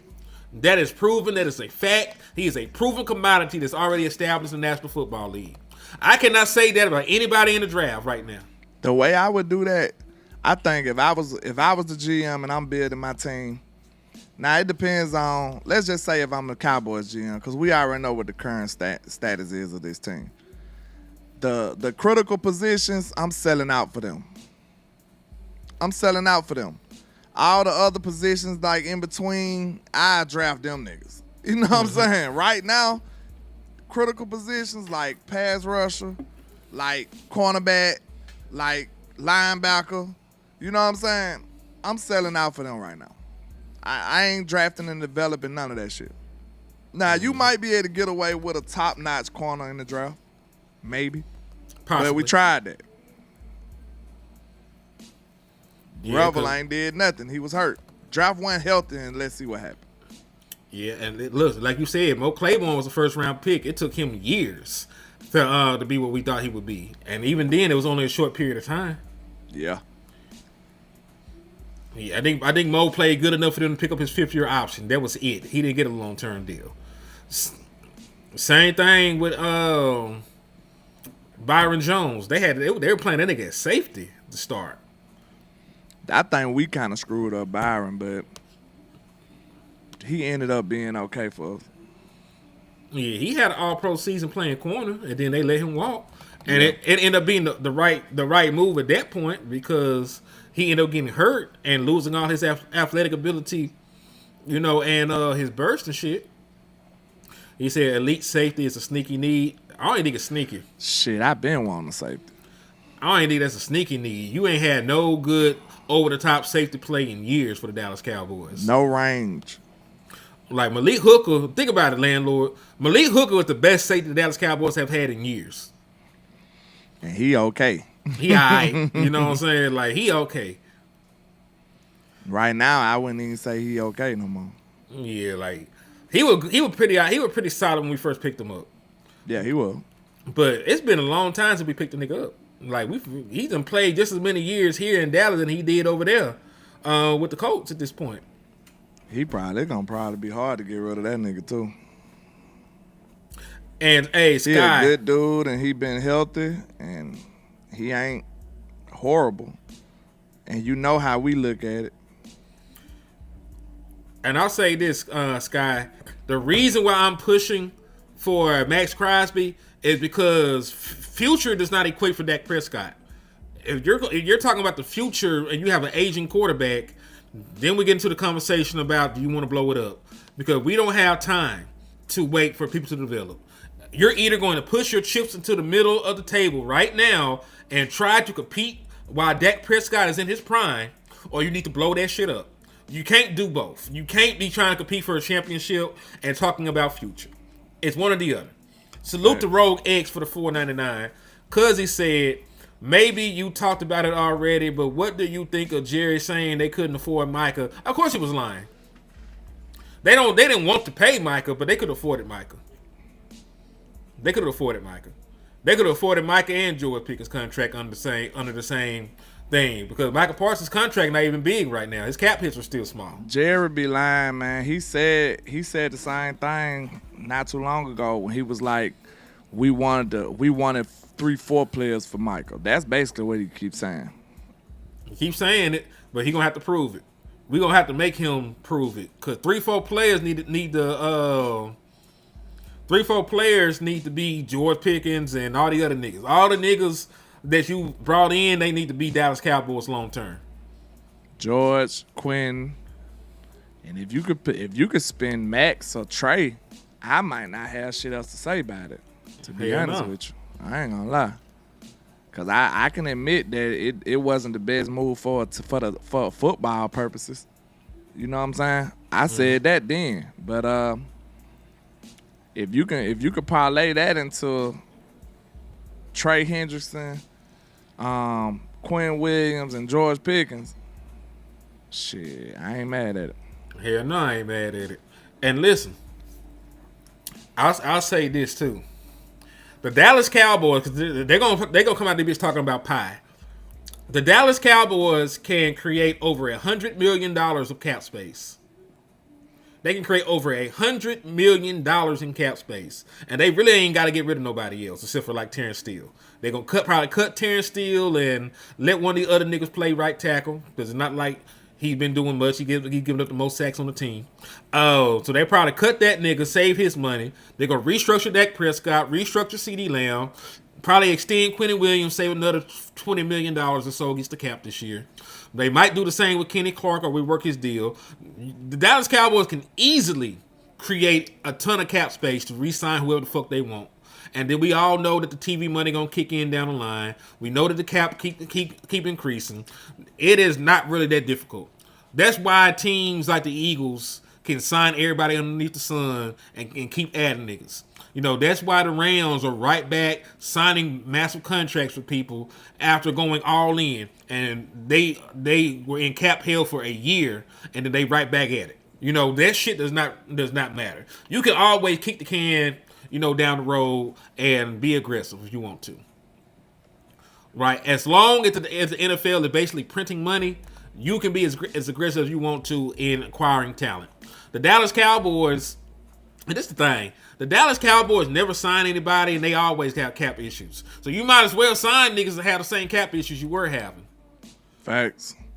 Then Prince with another 20-piece said, bring in Von Miller, trade Dickerson, and re-sign Clowney. Bring in some real linebackers, load the clip. Hey, don't forget about me over here. He ain't over there living in luxury over this bit. They said, Land, we'll get you on the first next month. They said they gonna get Land on the 32nd. Hey, it's all good though. Matter of fact, let me help my brother Land out real quick, man. Hold on, because we all gotta eat. Because I will buy landlord time if nobody else will. So hold on, and it's landlord 723. No, you good, bro? It ain't like that now. No, it is though, because I need you. Because I would have been out this motherfucker if you weren't on this bitch. So I'll make sure my nigga eat with me, goddammit. For donations. I'm about to bet it anyway, so we good. Hell yeah, we gonna bet this shit. Because, nigga, we need to hit on these parlays. Absolutely. Hell yeah. So, booyah. That's what I got in the cash out. So, there we go.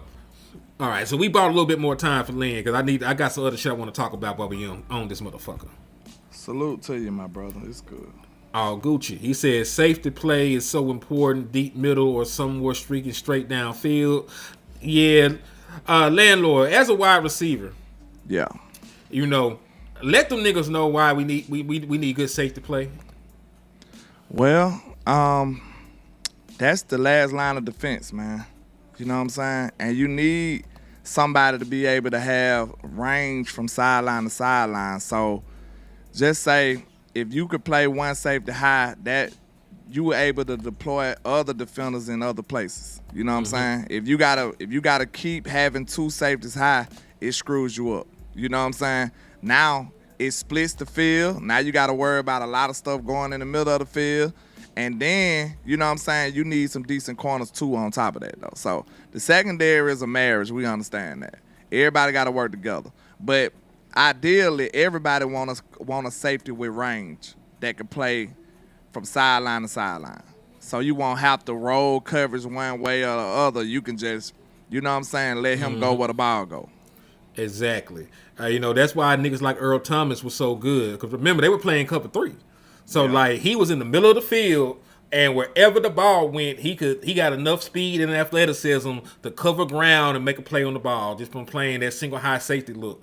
And when you have just a single high safety look, you know, and you can still cover people deep, you know, you have more people in the box that can stop the run. Salute to my guy, King G, man. I appreciate you, bro. Hell yeah. Salute to King G in the building, man. That's love right there. He said, parlay channel. We might need to get these niggas some sauce, though. What you mean? It's like our parlays. Channel. You ain't lying, because I'm finna load up me some money right now. Hell yeah. Matter of fact, let's look at that shit while we on here, too. I ain't gonna hold you. Y'all, listen, y'all niggas be using Bovada? I need to know in the chat, what betting site do y'all be using? A nigga like me use Bovada, and I be using Prize Peak. What y'all be using? Let me know in the chat box. We be trying to win some money. Salute to Tuck in the building, man. Tuck in this motherfucker. Tuck got them parlay too, man. Yeah, hey, we need to do a little parlay show with Tuck on them. You ain't bullshitting. I need to be mirroring all Tuck tickets. It said our whole middle of the field is trash. Well, we ain't got no good linebackers, and we definitely ain't got great safety play in the middle either. You know what I mean? Like we don't got it. We can't give what we ain't got. We ain't got that, nigga. In the least bit. But yeah, I been using Bovada. Cuz be doing it too. Oh, I said be careful with that on YouTube. They will hit you. Bet. Ooh-wee. I'm glad you said something. So we might not be able to do a parlay show then. Because them niggas from It's not financial advice. Yeah, this is not financial advice. But, you know, if we were making parlays and shit, you know what I'm saying? Hypothetically, you know. This would be the one time. Well, he said, hold on. He said, Tuck, how can I get with you on the parlay? Better be paying too. My nigga said go to South Dallas for parlay. And Robert King said he uses FanDuel. Now, Tweeter said Dabble. I ain't never heard of Dabble. I ain't never heard of that one either. You see, you got talking cold. X-Nay on this. Pig Latin. Hey, man, say, man. He said, forget I said anything. Hey, he said, what is Landlord Cash App? $ Landlord 723? Absolutely. All right, but let me put it up there, Prince. Landlords is $ Landlord 723. Mine is $ Henny the Moore. If y'all want to know the cash apps. Matter of fact, let me go over here and repost them bitches just in case. If anybody got on their hearts of hearts to send cash apps and super chats. Also, don't forget the likes. Please make sure you like as well. Absolutely. Because the likes get you more people in the YouTube algorithm. That helps the channel grow. So $ Henny the Moore, Henny's cash app. Hey, shout out to Somo. That might be Mojo. cuz. What's his name on here? That might be Shout out to him. let me see. That might be Prince. Oh, okay. Shout out to him. Appreciate you, man. And his is Landlord 723. Damn, man. What's up? I might have to go. I gotta move some money around to get it off of here. So Take your time, give me a little time. Take your time. You know the clock is ticking. Yeah, we ain't got that much time to do it because the game show would start at 12. I can cover this while you do that, bro. We Gucci. That's a bit. Hell yeah. But anyway, you know, in regards to this game though, and listen, Shotty's gonna lose points for me if anything goes wrong. He said y'all should use Novik, Profit X, and Fliff. He done named some shit I ain't never heard of before. Hold on, this nigga got some sauce. He got me fucked up. Hold on, let me take a picture of this. I'm finna take a picture of this so I don't forget.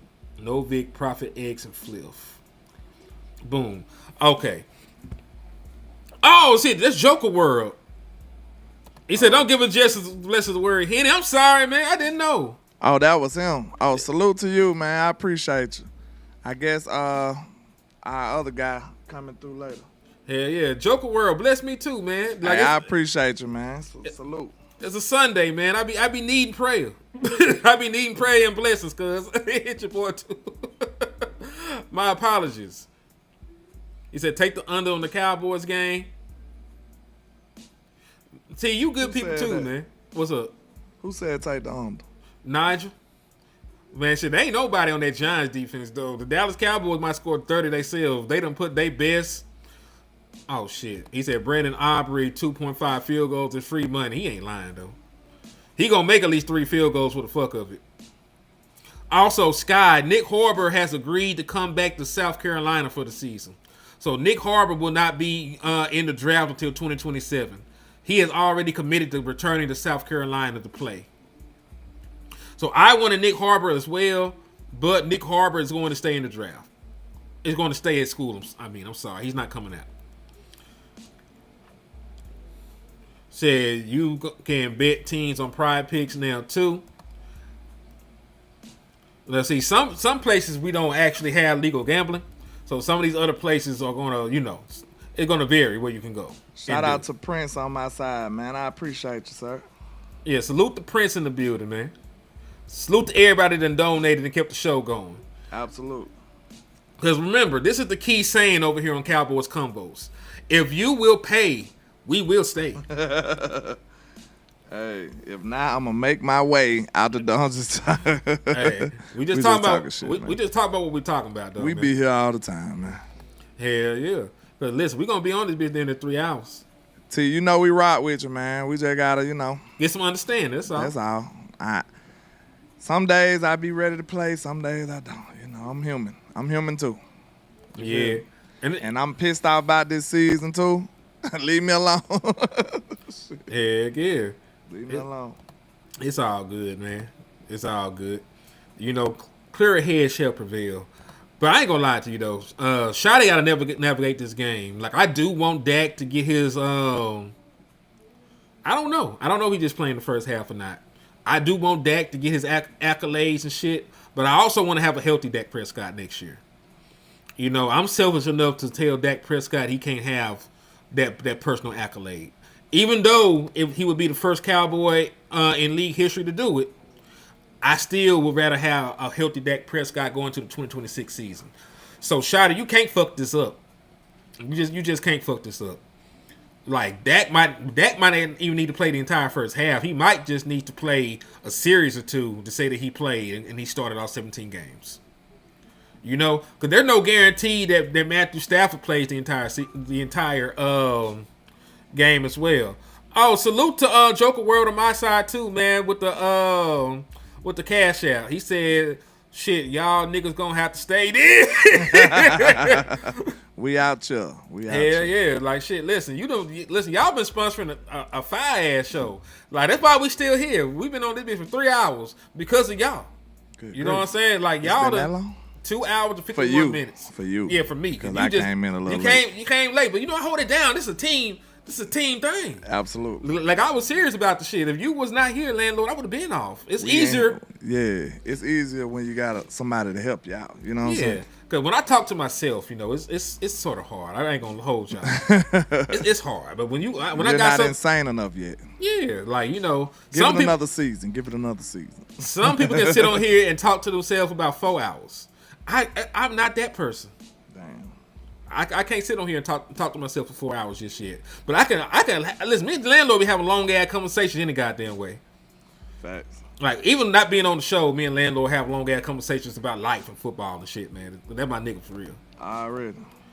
Yeah. They said they activated Phil Maffa and shut down on Javonte. Yeah, and I want to see what Phil Maffa got because listen. I'm gonna be 1,000% with y'all. All the love and praise niggas was giving Jadon Blue coming out of Texas, they should have really gave that to Phil Maffa because he was actually a lead back that helped this team get to the college football playoffs. He was actually a nigga handling the workload. That was not what Jadon Blue was. Jadon Blue was a nigga that got in because the other people they trusted got hurt ahead of him. And he made a couple good plays. He made some splash plays on the real route. He made a couple long runs against inferior talent. But he was not no every down back workhorse kind of nigga. Phil Maffa was. And I'm interested to see what Phil Maffa looks like healthy. I'm interested to see that. He said, who would... this is a good question too, though. He said, Henny and landlord, who would you choose between Javonte Williams and Breece Hall? Both of them. Who? He said between Javonte and Breece Hall, both of them. Probably, if I had to, probably Breece because he a little quicker. But I like Javonte too. Shout out to Mr. Stephen Carroll coming in, sliding in for the win on the cash out, man. Salute to you, man. We appreciate you. Salute to brother Stephen Carroll as well, man. Absolutely. Hell yeah. Listen, Steve always be coming in and holding it down, man. I appreciate families out here, man. We appreciate it. Yeah, Steve feed the streets, man. But yeah, like Salute Shout out to to on my Reeves. end, too. Reeves out here bucking on the parlay. Yeah. Salute to Stephen Carroll on my end as well, man. He said for support. That's love right there, Steven. Whoo, that boy Reeves was going crazy. What could I say? He sent me his parlays. He bucked their ass for 2K. Ooh, salute. Mm-hmm. Shit, I need to get down with the get down. What this is? This is our college. Nah, you got basketball on there too. Man, he went crazy in that. He went crazy. He had a 10-leg and hit.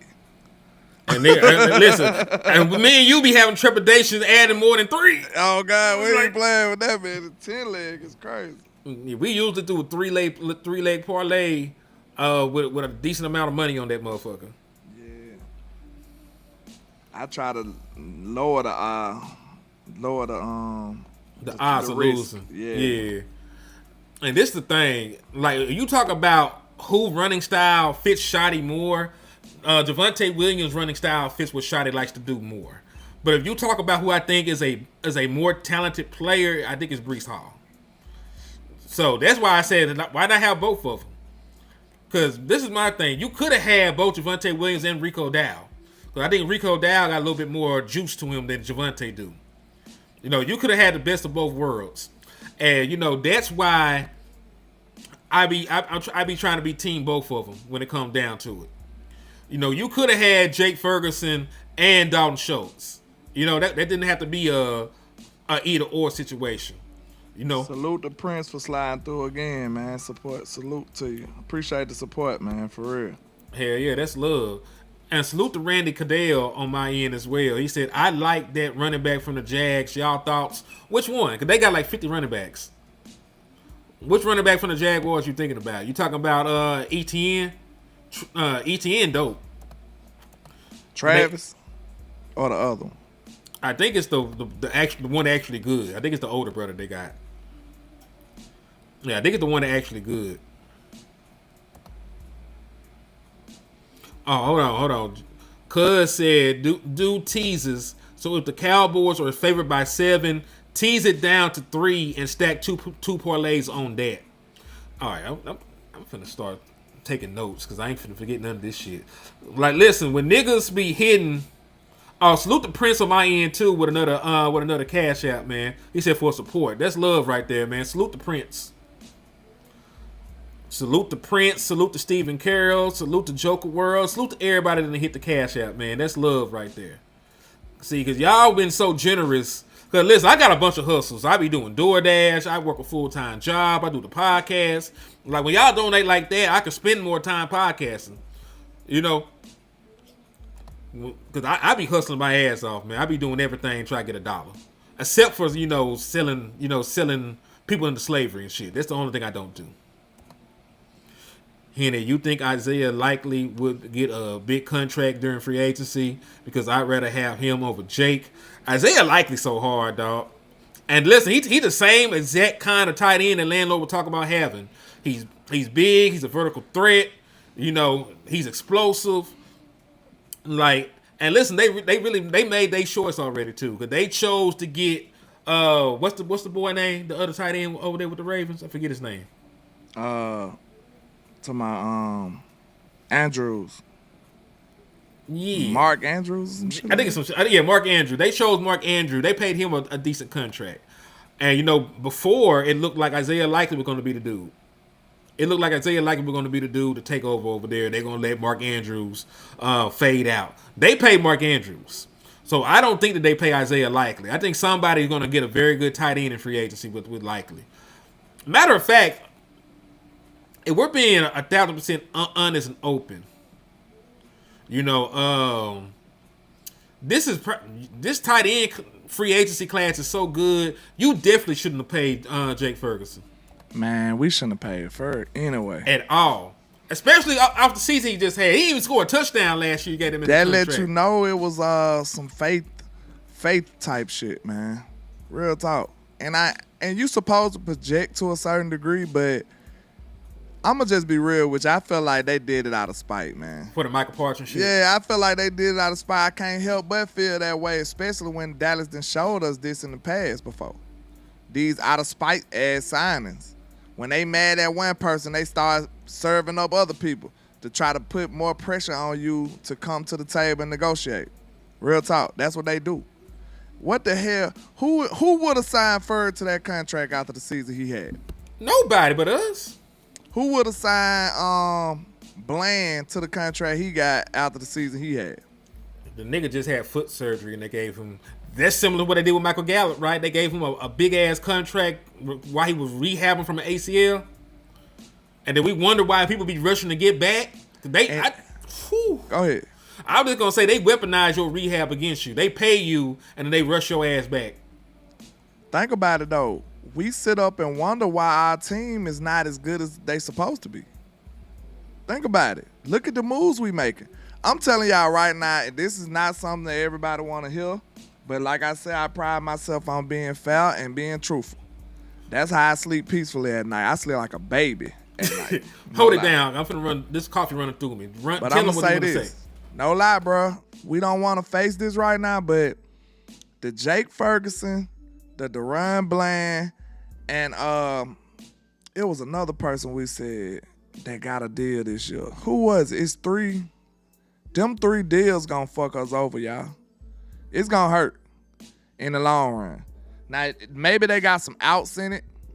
I'ma just tell you, we probably shouldn't have paid them. Just real talk. Real talk. We probably shouldn't have paid these. Like, for sure we shouldn't have paid Bland. For sure we probably shouldn't have paid Ferg. And there's one more that's slipping my mind. Y'all help me out. We talked about it already. It's kind of escaping me right now. But it's another contract. It's 3 contracts that I named that I feel like that shit gonna fuck us over in the end. Oh yeah, Osa. Yeah. That's not a good way to use your money, bro. I'ma just be real with y'all. We signed Osa because he was a good player that we liked. A good player, an okay player. We signed we signed Bland out of spite. We signed Osa out of spite, bro. You can't tell me that Osa gave you some ROI this year. It's just not true. And Osa, without Kenny Clark, without Quinn Williams, he was just an okay, cool player, man. Like, Osa could have been somebody you let go, bro. Like, just being real. And I don't got nothing against Osa. I'm just talking about bang for your buck. Like, come on, bro. When we did that hindsight 2025 show, bro, that opened up everything for me, man. If it's in the show you gonna watch back on the rewind, and you know me and him don't even advertise shows like that. Mm-hmm. Like, we don't just be, hey, shameless plug, watch. Nah. That show right there, go back and watch that hindsight 2025 show. That shit reveals a lot of mismanagement, malpractice on how they putting this team together, how they distributing the money. It just reveals a whole lot. And then after you come through and get done with that video, how could you sit up and think that we doing the right things to make this a good team? Like, you can't just be allocating your money to bad places and think you're going to have a good team on the end of that. It just don't work like that. But I said this, and I don't know if you heard me. Mm-hmm. Osa contract, Bland contract, and who the third one is? Turpin? No, it's another one. Bland, Osa, Jake? and Jake. Them 3 contracts, that shit gonna hurt you, man. I mean, the Turpin contract should hurt too. You gave the nigga $18 million, and you're still wondering. Listen, I understand that he was a good kick returner. Who fucking pays kick returners? You gave him damn near $20 million. And you didn't even have a role in mind for him. Yeah, not offensively. That's like going to get a degree and you ain't got no plan for it. You know what I'm saying? I just went and got my master degree. But you ain't even got no plan to utilize it. Mm-hmm. Real shit. Because listen, man, I like Turpin. But Turpin just has not given you $6 million of production. I just told you that you have the worst starting field position. It's his job to get you field position. That's his only job on the team, basically, because he barely plays wide receiver for you, right? He like wide receiver 4 or 5 on the depth chart for a reason. When you look at these contracts, ask yourself, could I got Hunter Lukey too? Could I got something similar from the open market or just any other player like a free agent or undrafted free agent or something, could I got this same production that I paid for from one of those avenues? Just ask yourself that. He said Turpin is a highlight waiting to happen. We still waiting. We waited all season. I ain't seen no highlight this year. Now, he got the little 80-something yard touchdown, man. I think that was just, it happened. It did. Mm-hmm. But, I mean, I don't know, bro. I'm good. Do you want to bang or bust, dude? What you mean? He either bang, like that 86 yard was a bang play. He went off. And then every other time, he's not even going to have a consistent bar to be on.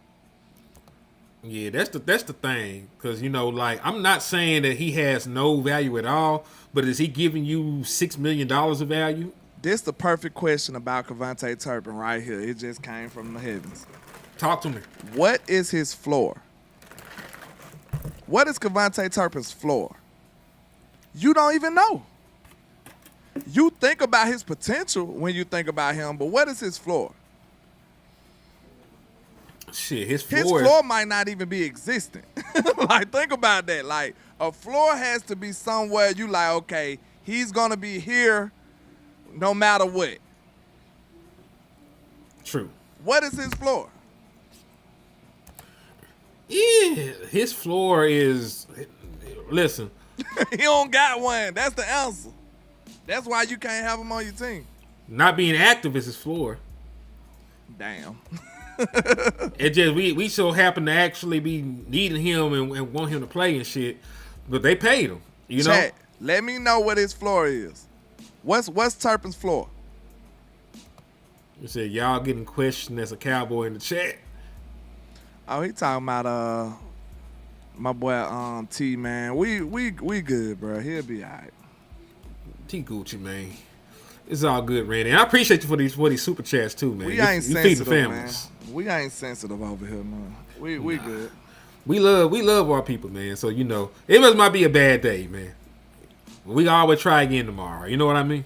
You may be upset today, but you might love us again tomorrow. This is how this shit be. Yeah, I'm gonna piss you off one day, and then you'll be my friend the next day. We good. When we have talks like this, man, everybody not gonna agree with this shit.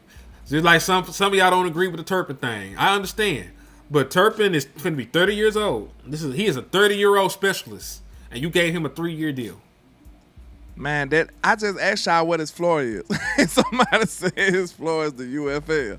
Like, for real, bro, think about it, bro. Like, if I can't specifically name a role and a floor for you and what I expect from you on a day-to-day basis, I don't think I need you on my team, or at least on my field. You shouldn't be playing. Ooh, this is also Alabama Stallions is his floor. Birmingham Stallions, so yeah, I get you. He said, gotta say, these players didn't just forget to play overnight. Coaching matters, and this DC special team coordinator haven't been good. They need better coaching, and the units in total matter too. I do agree. I don't think you have good special teams coaching or defensive coaching, but I also don't think, just in a vacuum from what I'm saying, I also don't think you should be paying specialists. That's why, to the other point, CJ Goodwin should not be on your football team. You don't just need CJ, like, he was over there minding his business. That nigga be escaping criticism. CJ Goodwin, he like, what I do? What you bothering me for, man? God damn. I ain't did nothing. I just be wishing I could have a camera to see people when they when they find out we talking about. When they hear their name, it's just like they over there just minding their business. Like, CJ Goodwin ain't shit. He like, damn, what the fuck I do? CJ Goodwin's over this big juicing vegetables and shit. He chilling. And they got a pot roast on. He chilling. I've been talking like CJ Goodwin. He don't play football today. That's how. See, I be acting like he's a normal person. He's supposed to be out there in New York getting ready to play football. I'm talking about he out there bitch juicing. But yeah, CJ Goodwin don't be doing shit. But think about all the contracts. You paid a fullback, nigga. Who pays fullbacks? You got the worst defense in team history. But listen though, these contracts aren't cheap in the grand scheme of things. Do you know that Covante Turpin barely makes less than Tony Pollard? He barely makes less than Tony Pollard. He makes like $3 million less than Tony Pollard in totality. And you could have paid Tony and let that man go. We have a backup safety in what's my nigga name in Marquise Bell that makes almost as much as some of the starters in the league.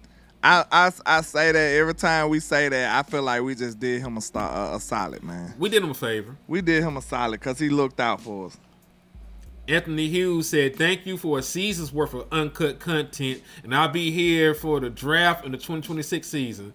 Man, we damn sure gonna be here during the off season. Just because the Dallas Cowboys stop, you gotta stay on their ass. Like there's important decisions to be made over the course of the off season, and we still gotta be here being loud about them. Absolutely. Listen, tomorrow Eberflus need to be gone. Matter of fact, after the game is played, we need an announcement that Eberflus stayed in New York. He ain't even coming back.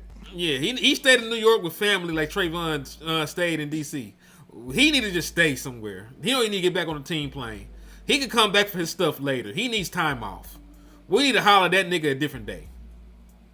Cause this shit is not working. You know, he didn't listen. I'll be 100% real with you. He did not even need to finish the season. If you can let Trey go before the season is over with, you should have let that nigga go before the season was over with. That's it. I really feel that way. You did not need him to stay. You ain't need to see nothing of this man. Said CJ just be telling women he played for the Cowboys. Like, really? Hey, who that was? Was that when Wes was on the show? We was like, CJ got the hoes. We said he the one that got all the hoes. He don't do nothing else, but he got all the hoes. That's why they keep him on the team. Yeah, hey man, he got a hoes in every city. he the man when it comes to the women, boy. That's the only thing he did. Ain't nobody finna talk crazy about CJ, boy. Hell no, man. I'll kill you. Y'all leave CJ alone. Man, I'll kill a nigga about Unc, man. Y'all to calm down, man. He said no coach was accountable. Hell no. Not even Shotty. Y'all know I love Shotty, but shit, there's some shit that Shotty done did over the course of the season that's questionable. Situational play calling, not going forward on fourth down. You know, how bad the offense has been in the red zone. You got too many gangsters on this offense to be bad in the red zone. You should score automatically just from having Dak Prescott, CeeDee Lamb, Jordan Pickens, Jake Ferguson, you know, all them niggas down there in the red zone. And you got a running game. Why the fuck you bad in the red zone? Do y'all like any of these 12 o'clock games before? Because it's already 11:40 something. It's almost over with. Hell yeah, I do. Let me open up my shit and log in real quick so I can look at these point spreads with you. Cause I gotta remember who's playing. Is the Texans playing they people? No. Damn, they got them favored by 10 against the Colts. Nico Collins is not playing. Their best wide receiver is not playing. So anything that's about points, I'm not taking. I'm not taking them on that. They're not going to even play their best wide receiver. He's going to be a healthy scratch. They got the Vikings favored by 13 against Green Bay. They sitting everybody. Green Bay can't improve their anything. So all their players are sitting, except for Trayvon Diggs. Trayvon Diggs is going to play. He got to get his feet wet, don't he? Yeah, they just got to get Trey in there to see how he handles the playbook and shit like that. So Trey's going to play. He's going to play a lot. So let me take a look at this shit, though. Football, NFL. Y'all taking y'all Cowboys with 3 points? Yeah, I'll take the Cowboys to win by 3. Because I don't think the Giants want to win. Like, I be telling people in regard to, like, the Giants, like, oh, if they sit Dak, they're not trying to win this game. If the Giants happen to win this game, they go from having the number 2 overall pick to the number 7 overall pick. They ain't trying to do that. There's a huge difference between picking at number 2 and picking at 7, nigga. Because even if you want to go back, you can just trade back and get all kind of assets for the number 2 overall pick. They got the Rams favored by 14.5 to the Cardinals. That ain't finna happen. I don't even think the Rams can do anything to improve their playoff seeding. They got to be a wild card team now. Because Seattle won the 1 seed, so the Rams are going to be a wild card team. The Chargers did the Chargers make the playoffs? Yeah, they made the playoffs. They sitting they starters? I don't know. They got the Broncos favored by 14. Then yes, that means Trey Lance is probably playing. 14 is crazy. These college numbers. Hell yeah. But they are playing some college players. You ain't lying. Diggs playing Minnesota twice this year. So hell, he'll probably get a pick this time around. He done seen everything they can do and throw at him. He probably get a pick now. Shit, Trey might get a pick 6. I hope he do. You know, I hope that Trey have a good game. And then I hope he get baptized in playoffs because I need the Green Bay Packers to lose so I can get a good pick. The Patriots playing their people. The Patriots playing for the they 1 gotta seed. play. Yeah, they playing for the beat 1 the seed. Shit out of Miami then, ain't it? Probably so. They got them favored 13 and a half. There's still a lot of points. Miami been bad all year. Do you know something crazy? I actually trust the Saints to beat the Falcons. Cause the Saints, trust it? the Saints With the way BJ and them been playing? With the way, have you seen the way the Saints been playing? I told you they ain't lost in a month. Damn. I told you they done won their last 4 games. Okay, Kellen, we see you, Kellen. We see you, Kellen. Do you pop your shit, young nigga? Yeah, like them niggas ain't lost in a long minute. You think Kellen never heard that? Somebody tell him that before? What? Pop your shit, young nigga. Hell no, he ain't never heard that shit before. You only go hear that shit from Cowboys Convos, man. I told Kellen Moore to pop his shit. Young nigga. Yeah. And I meant it. All right. Let's see. You think Dak ever told him that shit? Hell no. Hold on. What about the stinking birds against Washington? They don't need it. No, they're stuck. They're stuck in the 3 seed. That's why they only favor by 3. I don't even know what Jalen Hurts is going to play. What about Buffalo, man? They playing New York, the Jets. At home. They don't need to move. They can't move up either, kid. Who? Buffalo. No, Buffalo can't win their division. The Patriots won it, so they're going to be stuck in wild card. But they got to win then, right? No, I think they already made the playoffs. Oh. I need one more team. You ain't gonna take the Cowboys, right? I got the Cowboys. Okay, what's the teams you got? How many you doing? How many legs? I'm just doing 3, man. You know me. I got the Thunder covering in basketball, and I got Dallas, and I'm looking for one more. And to answer your question, Prince, there are some quality corners. But let me help land with this last leg real Our quick. time running down. We sorry, y'all. You good. You good. We're going to be done in a second. Chicago Bears. Do you think Chicago Bears win by 4? I hate Detroit. They'll love to fuck my money up. I'm not betting against them niggas. Is they playing they starters? Yeah, but Detroit already out of the playoffs. They playing for pride. They like that. They some jerks. Yeah, boy, they finna go guns blazing. Mm-hmm. But the Bears need to win this game to be the 2 seed though, because they could fall to the 3 seed if they don't win the game. Do you think the Bears better than the Lions? They played better than the Lions. I'm just saying, just straight up. Do you think they better for real? Not really. So that's why I ain't fucking with it. Nah, I ain't fucking with it. But the Lions are also hurt as hell. That's true. They're hurt as a motherfucker. So ain't no telling how well they play. And to be fair, the Vikings are worse than the Lions, and they still lost to them niggas. And to your question though, Tariq Woolen is a good corner prospect. Prince, that's somebody I would bring in. Jamel Dean is a great corner prospect I would bring in. Hell, I would even bring in Kobe Bryant because he played very good football for the Seattle Seahawks this year. So any 3 of them niggas would be the people I would look at for the corner prospects in free agency. New England been whipping tail though lately, ain't it? They're great defensively. They been whipping ass. Let me see. And they got the MVP candidate. We gonna win MVP. I think it's a foregone conclusion at this point. Ain't nobody else last longer. Mm-hmm. My nigga said bet basketball or hockey. I don't know anything about hockey to be betting hockey. I need to learn about hockey. Hockey be looking like it's a steal. week in and week out.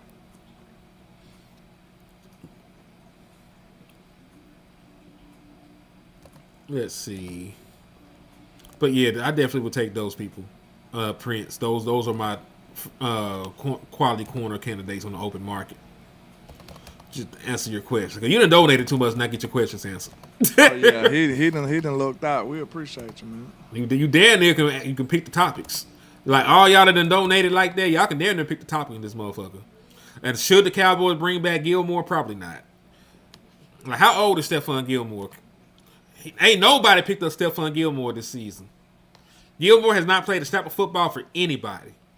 So he might just not have it no more. If I was a playoff team that needed a corner, I'd sign that nigga in a heartbeat. They might know something about Stephon that we don't.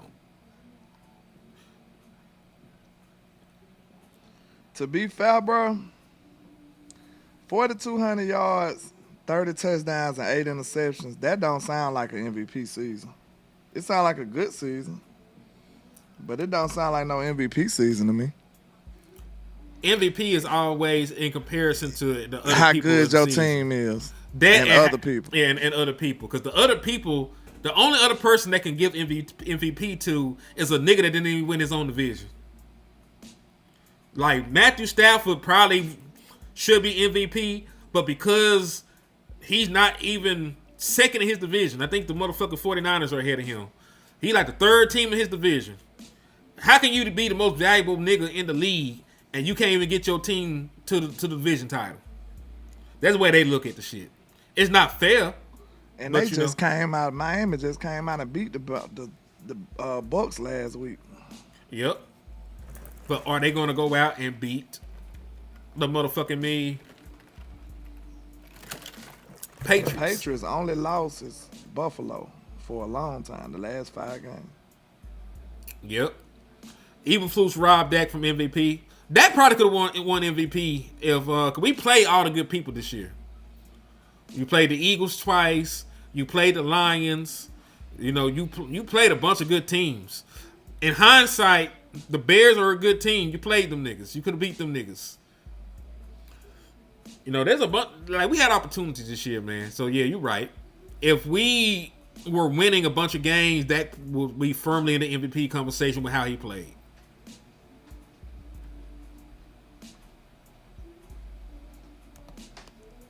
Darnell Washington. Is Darnell Washington also a free agent this year? Is he on this list? Let me see. Let me take a look. I don't doubt it. Isaiah Likely. There is a bunch of good tight ends too. And said, tell me what you believe, who you think the Cowboys are going to hire as new DC. Landlord, you got any favorites for the DC position? Flores, and I'll take Pete Carroll if he get fired. And who else? Somebody from the Texan staff. Oh shit. Holla at one of them niggas. They know what they doing over there. So are we live streaming with balls? I ain't gonna lie to you. I might jump on there, holla, cause at some point, but we have been on here almost 4 hours, so I don't know if I'm going to jump over there after this. Yeah, I'm tapping out. I'm tapping out. Are they live right now? Let me go look on YouTube. Let me see. Let me at least look. If so, we can send them everybody over here. Let's see. Let me go on here and look, cause if Boss and them is live, I will at least send a like or some shit over there and share the content, cause that's love. You know, I got nothing but love for my niggas. I don't see him live yet though. Maybe it's just me. Yeah, I don't see Cuz live just yet. Boss might be saying fuck it. It is the last game of the season too though. Like I said, this is like a preseason game.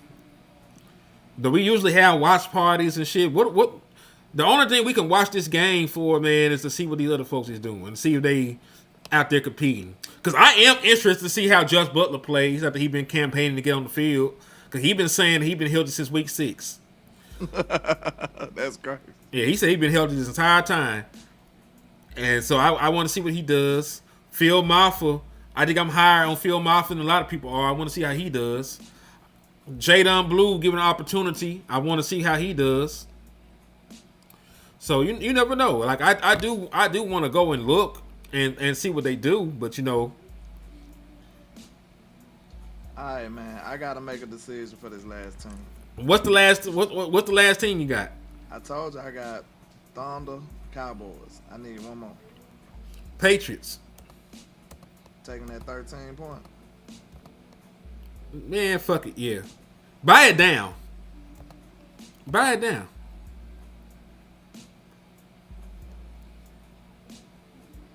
Brought that bit down to 12. Fuck it. What they looking like? Get a 5-piece. Cause they just beat the Jets by how many points? They beat the Jets by like 30 points, didn't they? Let me see.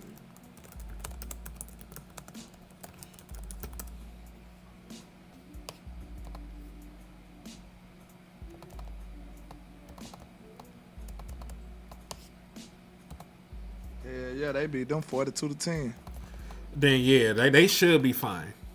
Now, I'm not saying that Miami is as bad as the Jets, but New England needs the game, and they're gonna go out here and beat the shit out these niggas. Cause New England could still possibly win the 1 seed. They can still possibly win the 1 seed, so they're gonna go out here and beat the shit out these niggas. Fuck it, the bet in. God damn it. Let's do it. It said Henny and Landlord should overthrow the Jones and gain control of the Cowboys organization. That'd be beautiful. By overthrow, what you mean? You know what I'm saying? You know, Ishnay on the Ishnay, you know, like one of those, or what you... They gonna put belt the ass on us if we try to do some gangster shit like that. We ain't gonna be in power for long.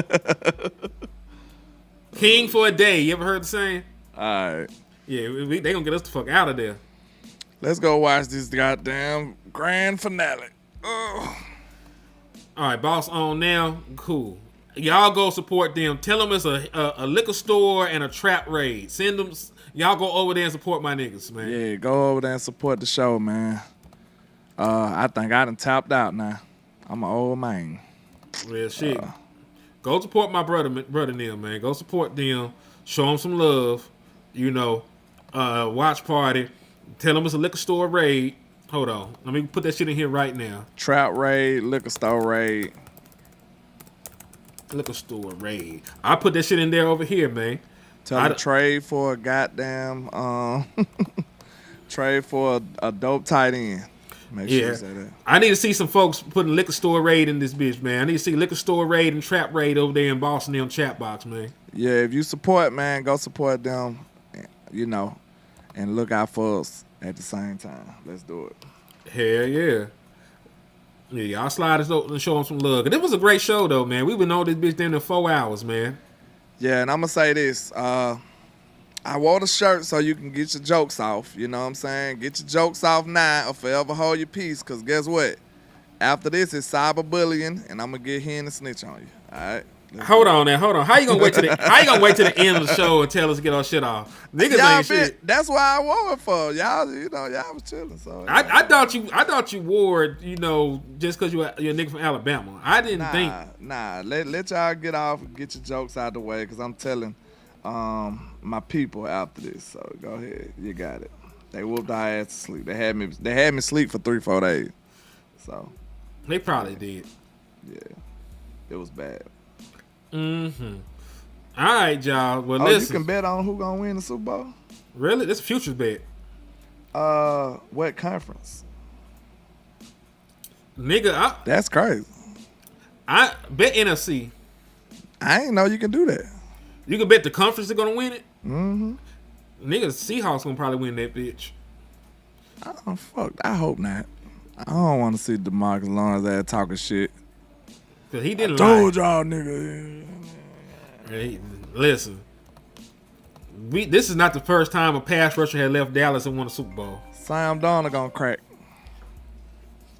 Hold on, this is my wife calling. Give me 2 seconds. He said, I worry about you, Lan. Yeah, I was in shambles. Them niggas beat the hell out of me. You know, I'm so connected with my team. It's like, you know, like Green Mile. When they getting their ass whooped, it's like I'm getting my ass whooped. So hey, yeah, I was on bed rest for a couple days, but we good now. I had to recoup. I had to get my shit together. But yeah, man, D-Law was right. F D-Law. I'm just like the people on Barbershop. When you get the name of our former players, I'm going to just start dropping F-bombs. Fuck them niggas, man.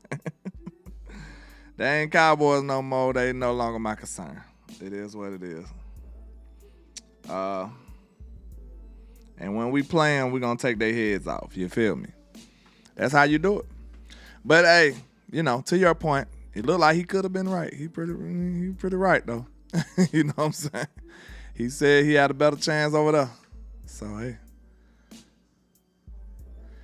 Yeah, that's true. That's true. I would rather see them more than San Francisco or the Eagles. That's for sure. I'd rather see them more than the Ops. And like really, like I love my brother, but I don't want to see his team win and mine is in purgatory. So I really don't want the Patriots to win. The Patriots don't need to win ever again. So they did all that cheating and shit. They did they shit. They had their time. Fuck them niggas. Mm-hmm. But yeah, man, I'm finna wrap it up, man. I'ma tap in with y'all. I might be able to do some more content after this. I don't know. Depends on how I feel. I gotta go back to work tomorrow, so yeah. It's getting ugly. Shit. It's getting ugly. I feel it, man. All right, well, shit. I'm gonna go watch this goddamn game, man. Got nothing but love for y'all. Appreciate y'all for everything. Y'all make sure y'all show the brother Boss and them some love, and we out this bitch, man. Salute, man. Salute. Peace.